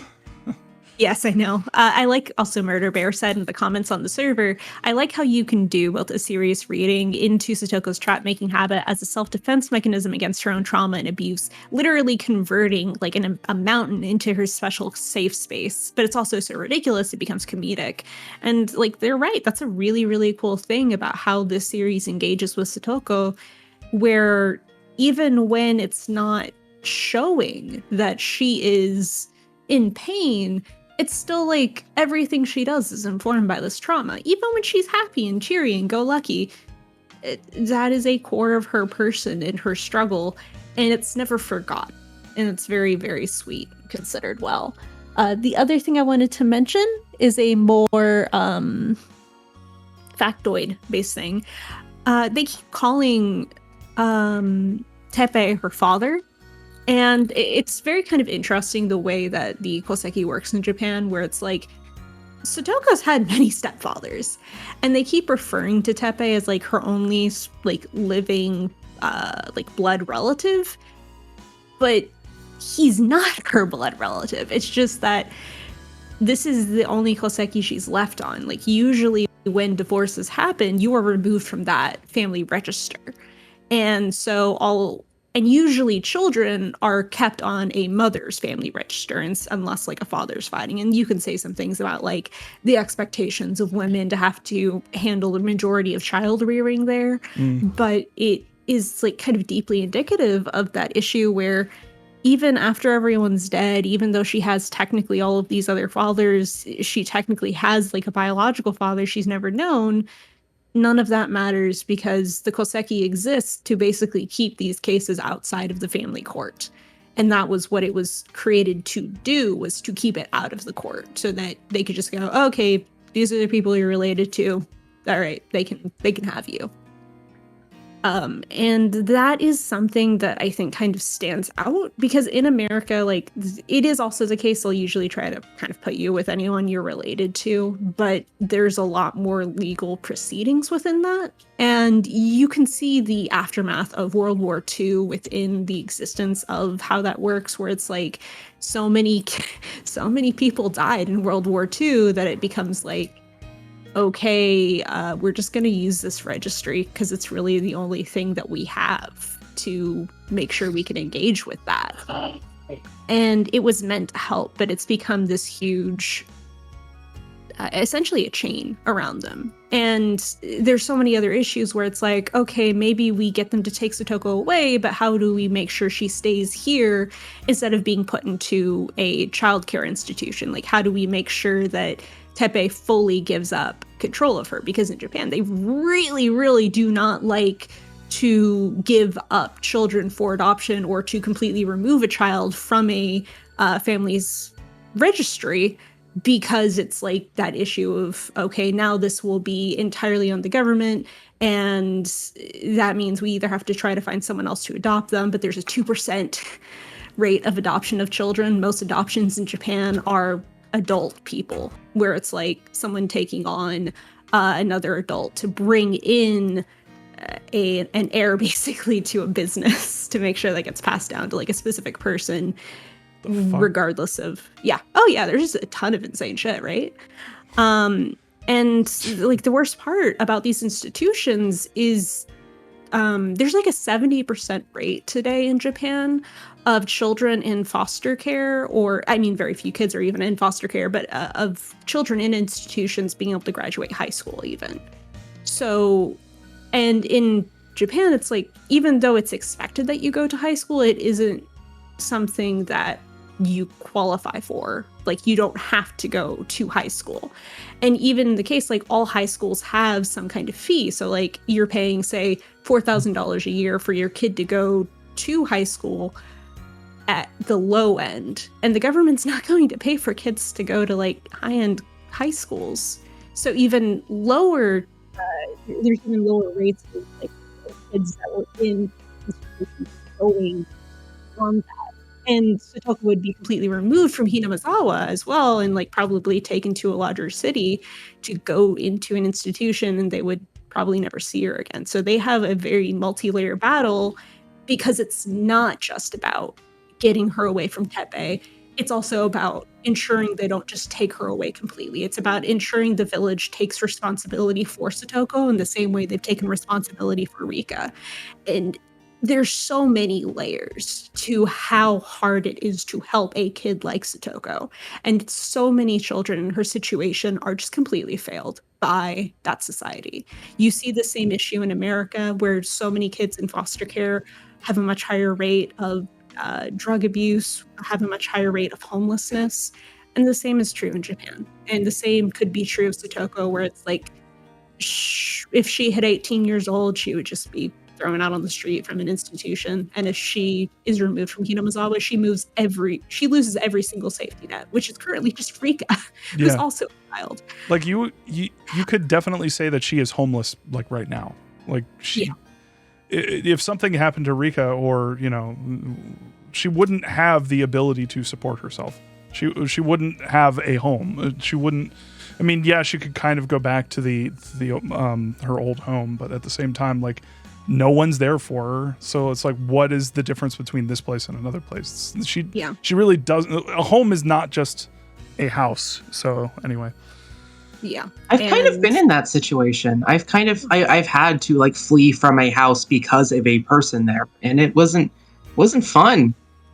Yeah. It's really, really painful, because so many of us are put into that, and there's not a lot of consideration for the unique elements of how homelessness or housing insecurity can reflect something, where it's like Satoko has so many bad memories of that house, but also she doesn't want to touch it. She wants it to be a time capsule for if or when her brother can come back. She doesn't want to use the money left behind by her family, because she feels like she doesn't have a right to that. She feels like it isn't hers. She feels like it's Satoshi's. So even if she lost Rika, or if Rika was forced to like basically give up care of her, like she really would have nothing. Like this village is not invested in her as a person. Right. And is failing her in that way. Yeah, and I think it's really, really good. Like the sequel anime Go Sotsu is very deeply rooted in, you know, how does a kid like Satoko grow up? Like, is she going to do well in other things? Like, is she going to thrive without, you know, a deeper system of aid? Like, growing up from like 11 years old with no family, it's agonizing. And she would have to figure out completely how to financially use that money. And kids don't have financial literacy. Right. And there's so many layers here of her struggle that means so much and so many implications that it doesn't always have time to go into, because even at this length, it's like just trying to save her from Tepe is so difficult. It speaks to like Rika wants us to be a miracle fragment, but the ultimate miracle is saving Satoko.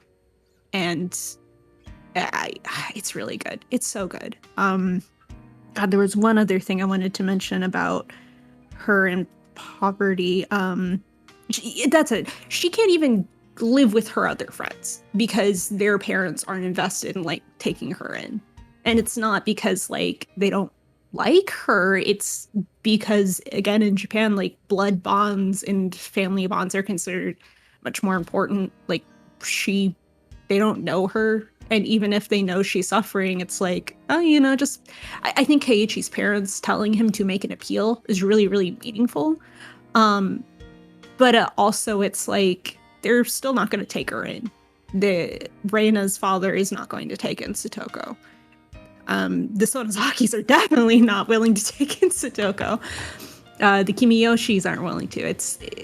It goes all the way down. And when you consider like the richest people in this town are already not willing to take her in, how could anyone in the deeper poverty of this town take her in? Because, like, of course, these people are poor. It is incredibly common, even at this point in the 80s, for children to not go to high school and to just start working right out of middle school. So there's so many issues here about her future that are in the balance, and it's good.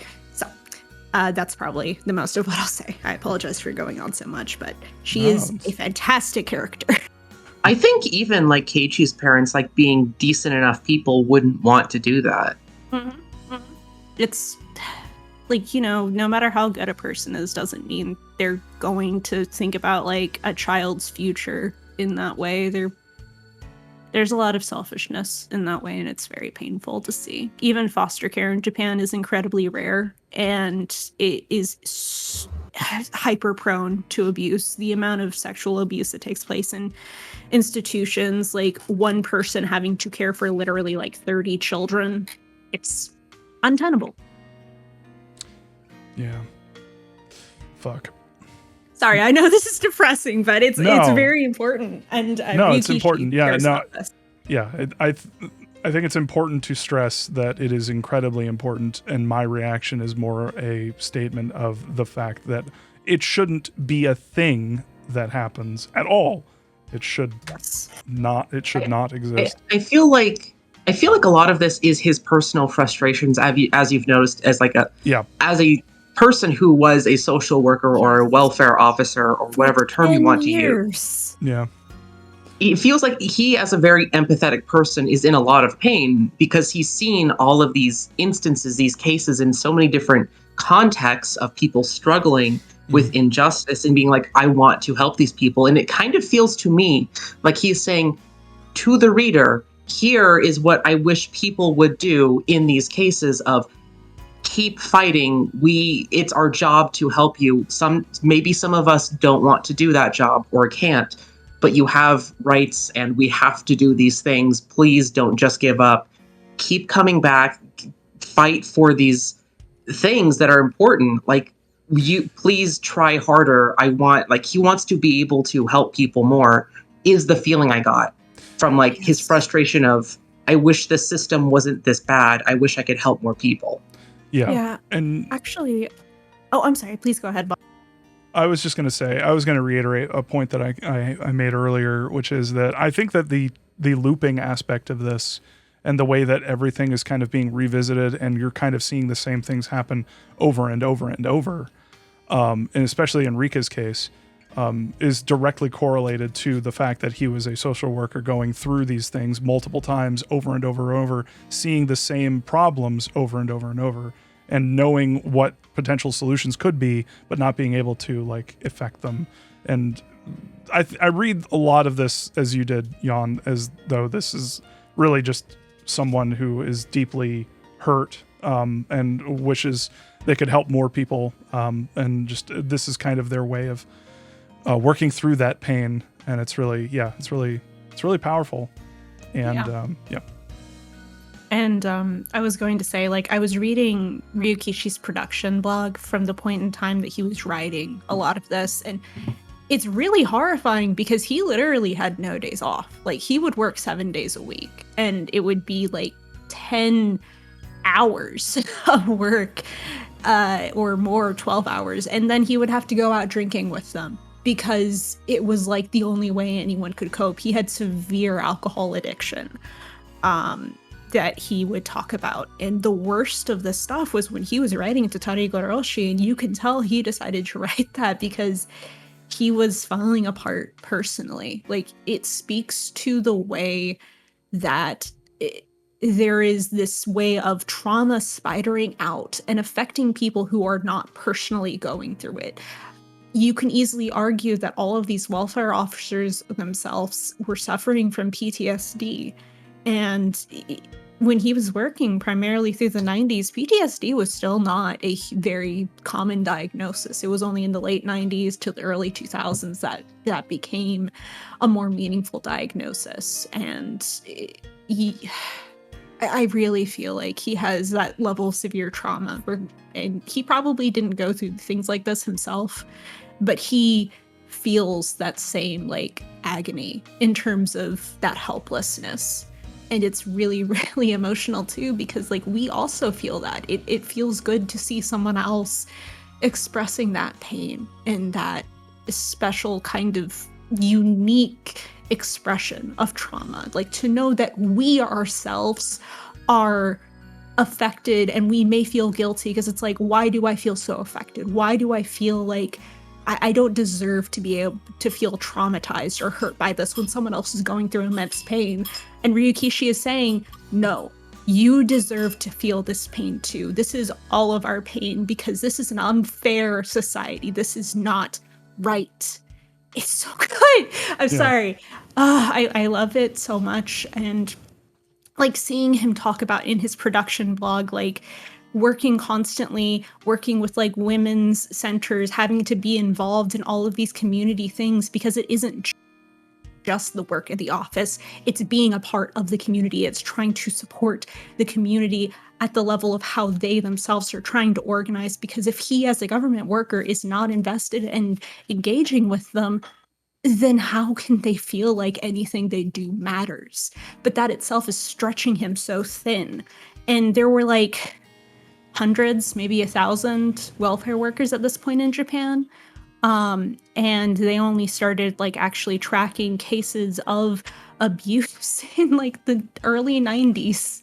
So you can see it's very good. I apologize. I could talk about that forever. And it means so much to me to see a writer like Ryukishi doing this, no matter how fucking flawed he approaches it, and telling otaku at fucking Comic-Con, hey, this is really fucked up.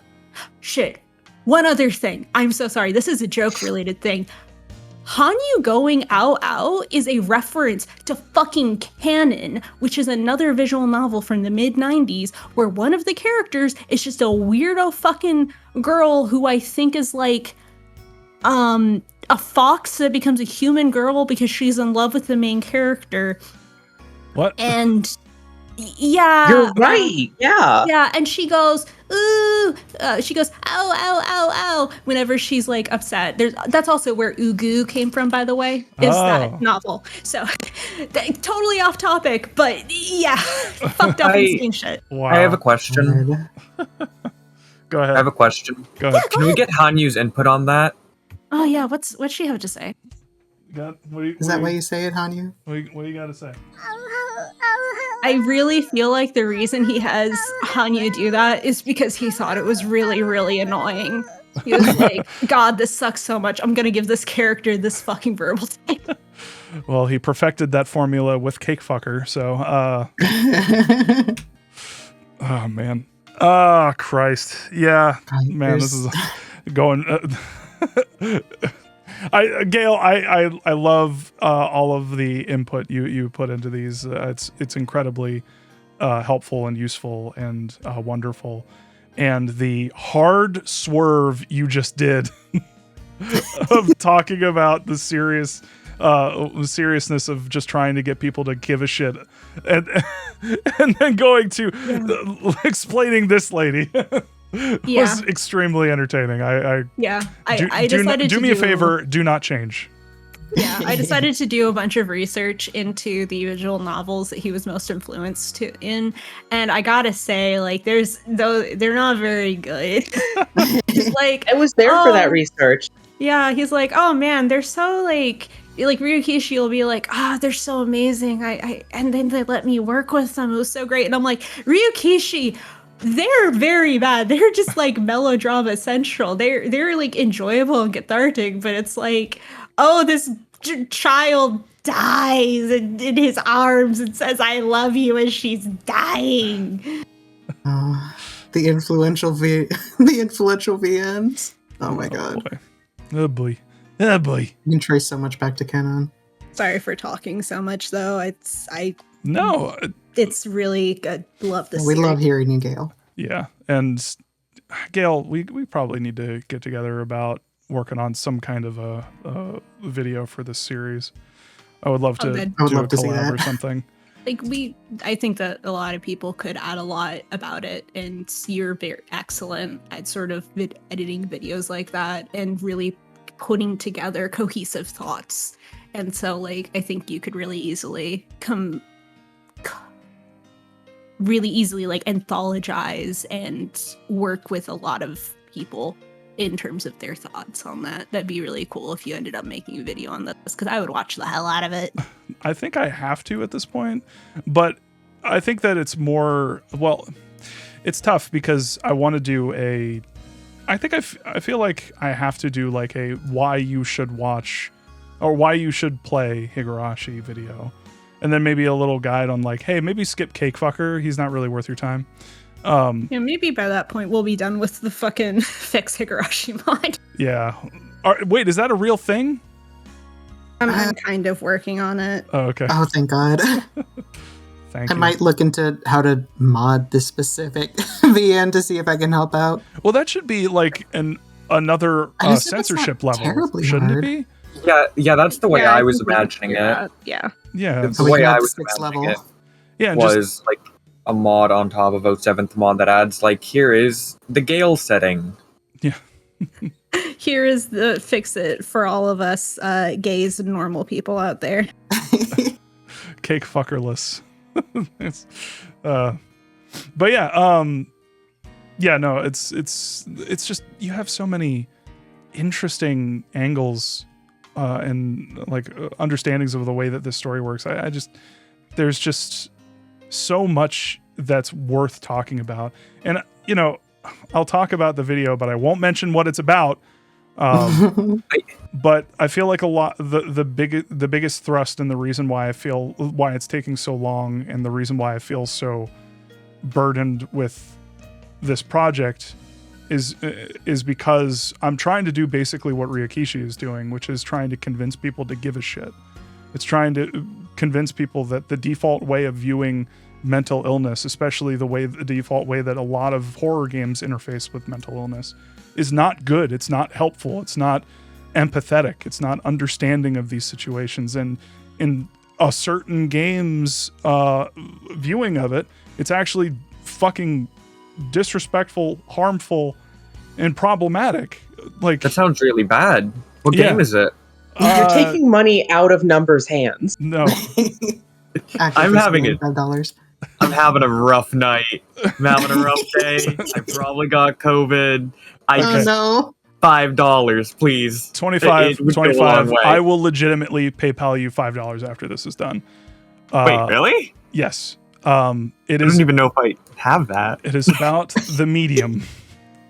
Oh And man, I will give you $5. I promise. I don't even know what I do with it. Well, actually, how many times have I said it? How much do I actually owe you? Is this like a German I don't know. situation? The mythical debt. The debt. You have your own debt. Awesome. Shit. I really need to not say it anymore. But yes, it's on that thing. Anyway, I'm in a really Very rough spot with into a writing wall. it right now. It's fucking. I don't know if you can tell, but I'm having a rough go. But that's why this story is so important, and I want to kind of put it out there once the cake fuckerless mod is out. But like I feel like a lot of also that's an interesting angle to it, because I feel like a lot of there was one fucked up thing that someone in this chapter said, in specific chapter 7, arc 7, chapter 7, where cake fucker is doing his cake fuckery thing, and one of the otaku in the background says, I want, like it says about Satoko, I'm the one who wants to put her in a cage. Oh wait, I mean that's wrong and no one should do that. And I'm just like, way to undercut your entire thrust of what you're fucking trying to do here. But it's also an interesting thing to consider about what Silent Hill 2 was trying to do, was trying to say with the way that it interfaced with a similar situation with Angela. It's very interesting to look at the way that game was basically trying to throw the damsel in distress into the gamer's face and be like, you're trying to, you feel the way that this otaku fucker feels about Satoko as the way that you're feeling about Angela. And it's just, I don't know, if you don't have the context for what I'm saying nonsense, but like there is a way of interfacing with these stories where it's kind of like Keiichi in a lot of ways is a in this specific instance is a ends justify the means type of person, where the ends of getting these people to go to the center with him to increase the mass of people that will be there justifies even justifies their shitty fucking attitude that got them to go there. It's like you can't view people like this. You can't fucking think of them like this. It's so annoying that idea, that stance is like kind of catered to. It kind of Yeah. Anyway. Yeah, you're right. You're absolutely right. It was not necessary at all. Mm-hmm. Yep. But, Was yeah. it like this? Goddamn, Higurashi. I have like a similar feeling with Chainsaw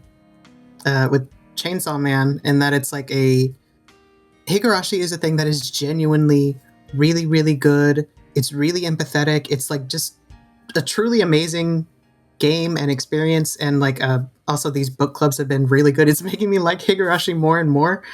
But it's also a thing of like, anytime I talk about it outside of these contexts and with other like specific people, it's a thing of like, no, I swear to God, my boob anime is like genuinely really deep. Please listen to me, please, please, please. It's like, Literally me trying to fucking tell people that it's thematically important about things. I swear, it's so good.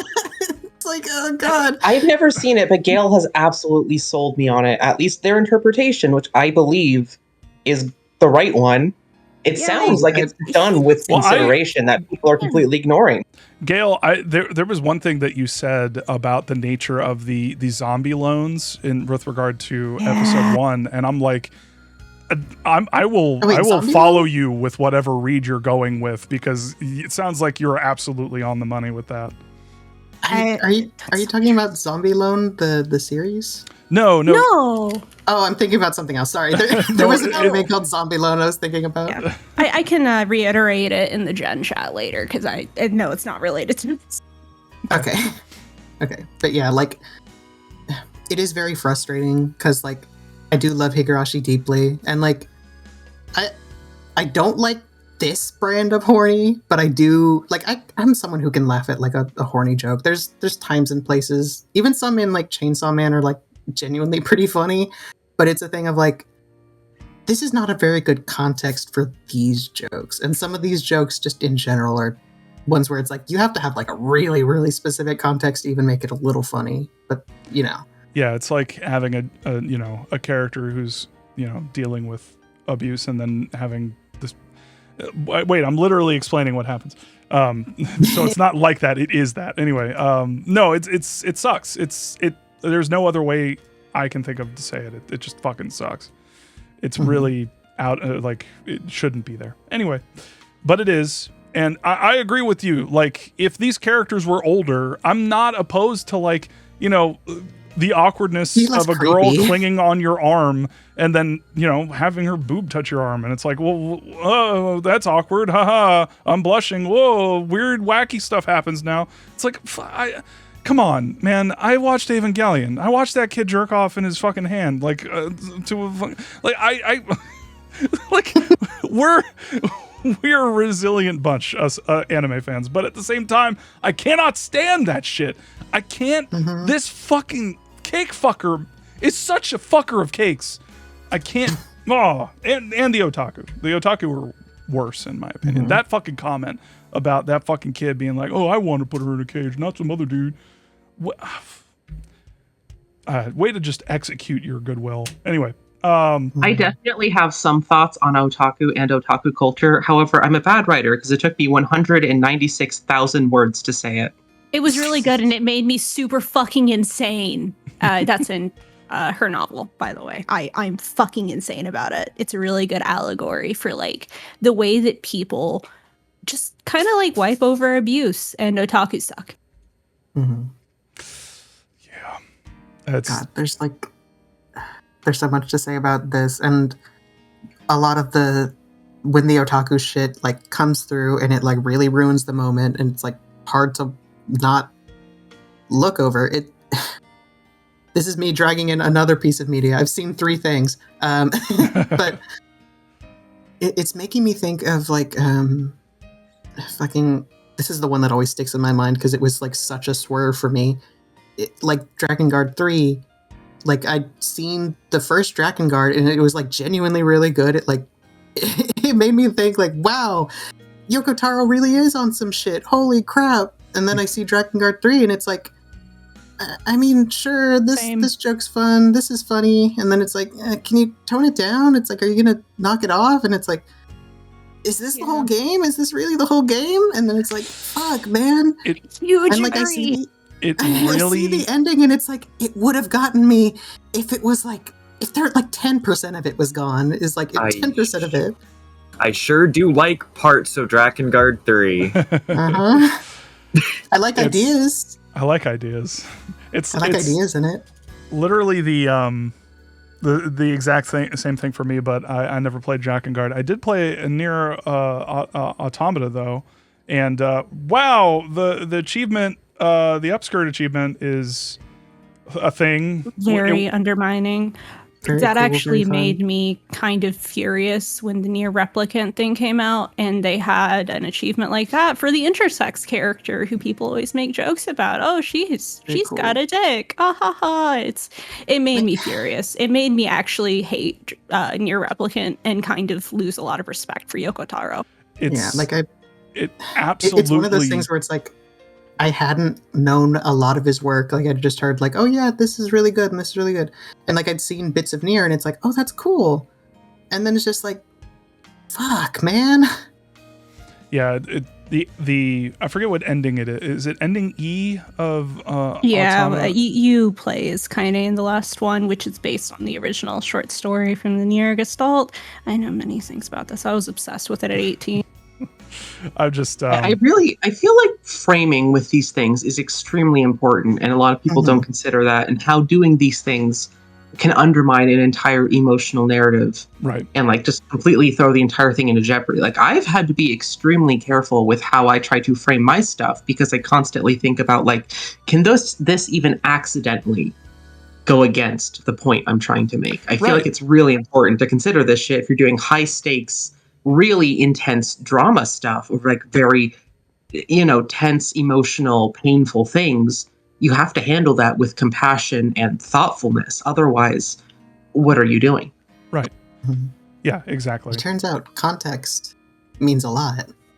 Weird how context works. But yeah, like that fucking achievement undermines ending E, even though it's like one of my favorite endings of any game ever. It's just like, fuck, it would have been so much worse if it was flipped. If like somehow ending E had happened and then it did like the achievement thing for like the upskirt bullshit. But that's what happened here, where it's like there are several really powerful scenes that really like got me to the verge of tears, and then fucking cake fucker, man. Like oh god, I'm sorry, I can't. Cake fucker really fucks my cake. I know how much we've said that murder isn't the option, and you should always try something else first. I think we can make an exception. Look.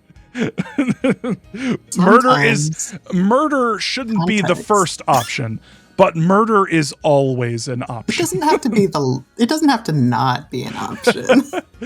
So we can actually make a plan with our friends to do the murder. Shion, get him. Exactly. If you're gonna murder someone, make sure you make a plan with your friends. Jan, what did you think of this arc? And then we'll go to numbers. I've said a good bit about it already. I think, I really, really connect with Rika here, especially like the difficulties of kind of having to constantly ground yourself and be like, oh, wait, this is what's happening. I'm supposed to be here. I'm supposed to be part of this world. I'm supposed to be connected and feeling like things have happened that just completely remove you or are threatening to be like, your soul just cannot perceive the world in the way it's supposed to, or like having to be like, I'm supposed to be here. I'm supposed to be part of this scene happening. It's like trying to ground yourself and having to be like, oh yeah, there's this part I'm supposed to be playing right now. I have to get back in the driver's seat. I definitely feel that way. I definitely relate to that. I think, it's good. I also think that I really do like how it's like showing the community coming together and trying to fight and showing like how good it can be to do this difficult thing that most people don't want to do, because I feel like most people feel like if they tried it wouldn't go anywhere, and they don't want to be they don't want to feel helpless. They don't want to feel like I'm going to do this and nothing's going to happen, because putting that effort in and having it backfire feels worse almost than never trying at all. I think. Like, they don't want to feel like never trying is easier than failing. Mm-hmm. So I feel like it's touching on a lot of that stuff in a really good way. I do like the kind of political angles here, you could say, dealing with criticism of systems and bureaucracy. I do like that. Yeah. I think I made a joke a couple book clubs ago about how I like the arc where Keiichi gets into a 3-year-long lawsuit, and I kind of forgot that is kind of happening. I love. Oh yeah, we didn't mention it, but when Keiichi is asking his parents like what the options he has are, and his mom, I think it was his mom, goes like, "Well, you could appeal," and he was like, "Does that mean like we're suing them?" And she's like, "No, you idiot." Yeah. That's very funny. Yeah, those are my thoughts. Cool. Numbers, aka 25. Higurashi is a land of contrast. Oh my god, he said it again. Or they said I'm it sorry, again. it's hard to stop saying. It's a very addicting phrase. Something occurred to me as I was kind of sitting here listening and just sort of vibing along with the discussions. This arc is a lot like the video of a really excited dog playing with an overfull bottle of water. In that for a while, you're kind of hopping around and barking along with Hanyu and having a great time. And then eventually, the bottle just sort of explodes in your face and stuns you and knocks you out, and a car alarm goes off. And I think that's what Cake Fucker is here. That's what the weird shit is here. I realize that this comparison makes no sense whatsoever without the context of Bottle Dog, but I love Bottle Dog. The dog is okay. I think I can imagine I'm thinking about Bottle Dog. What the fuck is Bottle Dog? I'm gonna look it up. Sounds like a great video. Yes. Bottle Dog Bites and Brews. I'm about to... I think I see it. I'm about to ping you with it. This is Minagoroshi, I feel. Alright. This is how I feel about this arc. It's also how I feel about everything. Okay. But Hold on. Let's go ahead and watch it together. Alright, I'm gonna set everything up 1 sec. Just imagine this, but the dog is Hanyu. Also, we did post a few crunchy Hanyu memes in the Higu chat, so please enjoy those. Should I enjoy those? Those aren't spoilers. No, I didn't post any of the ones that are more like later. They're not illegal. Pseudo spoilers. Not illegal. Can someone please tell me what the appendix does? I'm in the PED's emergency department and they are going to call CPS because I will not consent to their educated guess to move my daughter's appendix. That's Hanyu about Rika.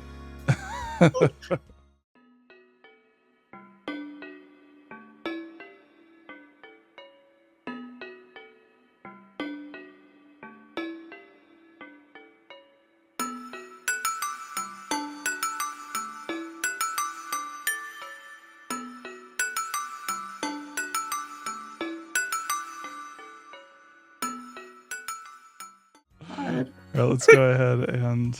You hear me laughing. This is me watching Bottle Dog again. Here we go. Let's go to full I'm screen. obsessed with Bottle Dog. Bottle Dog Obsessor. All right, here we go. Let's go ahead and pull this down. Let's get a looping ow ow. Oh, you want to loop an ow ow? All right, here we go.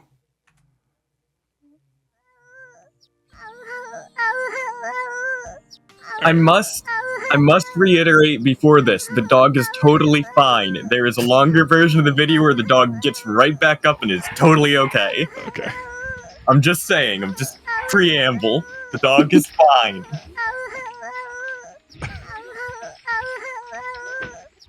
Oh, that's That dog is so small. Oh my god, no! Oh no. I don't feel good about this.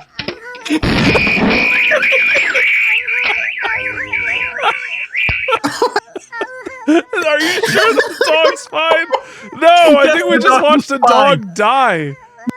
What the fuck? The dog is 100% fine. The dog is 100% sure? fine. Yes, there is a longer version video where the dog immediately gets back up and is totally okay. Where is it? Yeah, here. Yeah, there is a longer version where the dog gets right back up after a second and is totally okay. It's just the dog going without a surprise. I promise I would not link you up on any video of a dog dying. That's happened with word. The dog gets very briefly KO'd, and that is all.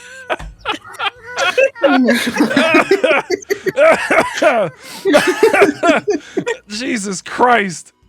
He's like a fucking statue.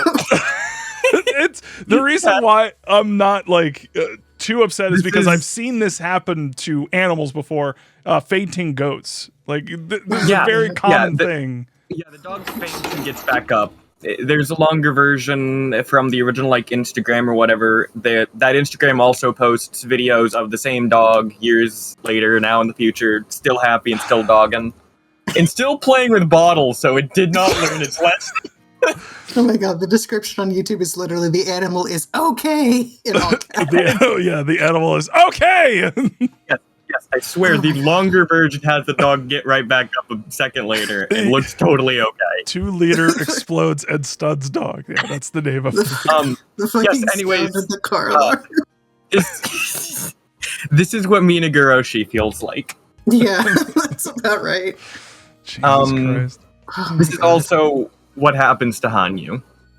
Yeah. I don't know what I mean by that. I don't know. It's also Rika. Also Rika. Also Rika. Also every.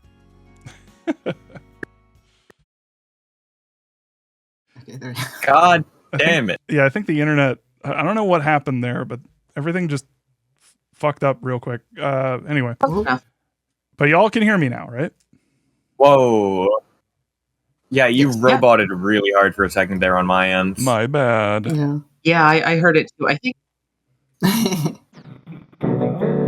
ISP is trying to shut you down. Oh no, that would be terrible. We've learned too much. All right, y'all. I think it's, I guess we're wrapping up now. Overall, Please don't let Bottle Dog be the end to this. I think it has to be. I think you got to go out on Oh a high. no. Bottle dog rules. Bottle dog, the best. Bottle dog for life. We can Hanyu have is a an dog goes anti-vaxxer. gore. Hanyu is an anti-vaxxer. It's true. as Oishi said, don't come back tomorrow. Alrighty, y'all. Thank you very much for joining. That 2-liter bottle definitely exploded and stunned that dog. Stunned You the it. car alarm and started laughing again. Car alarm is the real. It's the real icing on the cake. Oh no, Hanyu. It Hanyu, really does it. Hanyu, come back. Hanyu, Oh no, she's gone. no. She Come got back. scared. Internet absolutely took a shit. Hanyu! Hanyu! All right. Hanyu, speak to me! Say something! Oh, thank God. You can go away. I don't. You were just stunned after that 2-liter exploded. Hanyu doesn't like to see animals stunned and unharmed. Promise it's unharmed. Please put the verbal quote marks away. That is a clip. The dog is okay. All right. All right, y'all. That's the worst button Hinamizawa asked to leave. Oh, Battle Royale, but with Battle Royale and Hinamizawa. That's just already daybreak. happened, isn't it? Yeah. Shit. Fuck. Oh, no. Now, do I have to play that? You're a few No. years too No, late. I'm not playing No. that. I'm not No, playing it's that fine. shit. You make me Isn't it want cool? to when you say that it's like Battle Royale, but in Hinamizawa. Was it like an actual not online only game, or I think it was on PSP or something, right? I heard it was on. I heard that that there was media on the PSP, but I don't know what it was. Yeah. Daybreak. Can we get that gif of Stompy Hanyu to take us out here? Stompy Han. It's a little It's in chat. Where is Stompy Han? Oh yes, just yes. above the crunchy Hanyus. I love to see her. She's so stompy. I do love her. All As right. much of an annoying dog where is as she is, she's great. Where's she going? Is she going like right here? There. Yay! Awesome. Turn it down a little bit. There we go. Perfect. This is what being Rika is like. No wonder he's fucking depressed. No wonder. All right, y'all. With all that said and done, we got ourselves a Stompy Honey. Hey, you doing good? Do you need anything? I can't I think understand she a wants word baby. you're fucking saying. Still nothing. Hi, thank you everybody for joining. This was a lot of fun. I'd like to thank my guests, 25, aka Numbers. Goodbye, actually. But both of those, kind of. Both of them. Olo, Mhm. Gail. Thanks for having me. No problem. Thank you for joining, Gail. Yay! Perfect. You did it. Thank you, Jan. Me. And thank you to the person who just left. Laura High. Yeah, Laura Laura High. High. I was looking for their name. I was Laura. Thank you, Laura High. And thank you, everybody in the chat. Sunblack Femme, Sifu Ruby, Ursula Cat, Dohi Wario, Misk Insanity, Lexicon Devil, everybody who joined and said something and hopefully we had a great time. I know I did. Shut the fuck up. I am... Okay. You can stomp, but just don't... Silenced her. All right, everybody. Bye. You have a great night. Nipa. Nipa. Ow, ow, ow, ow, ow, ow, ow, ow, Ow, ow, ow, ow, ow, ow.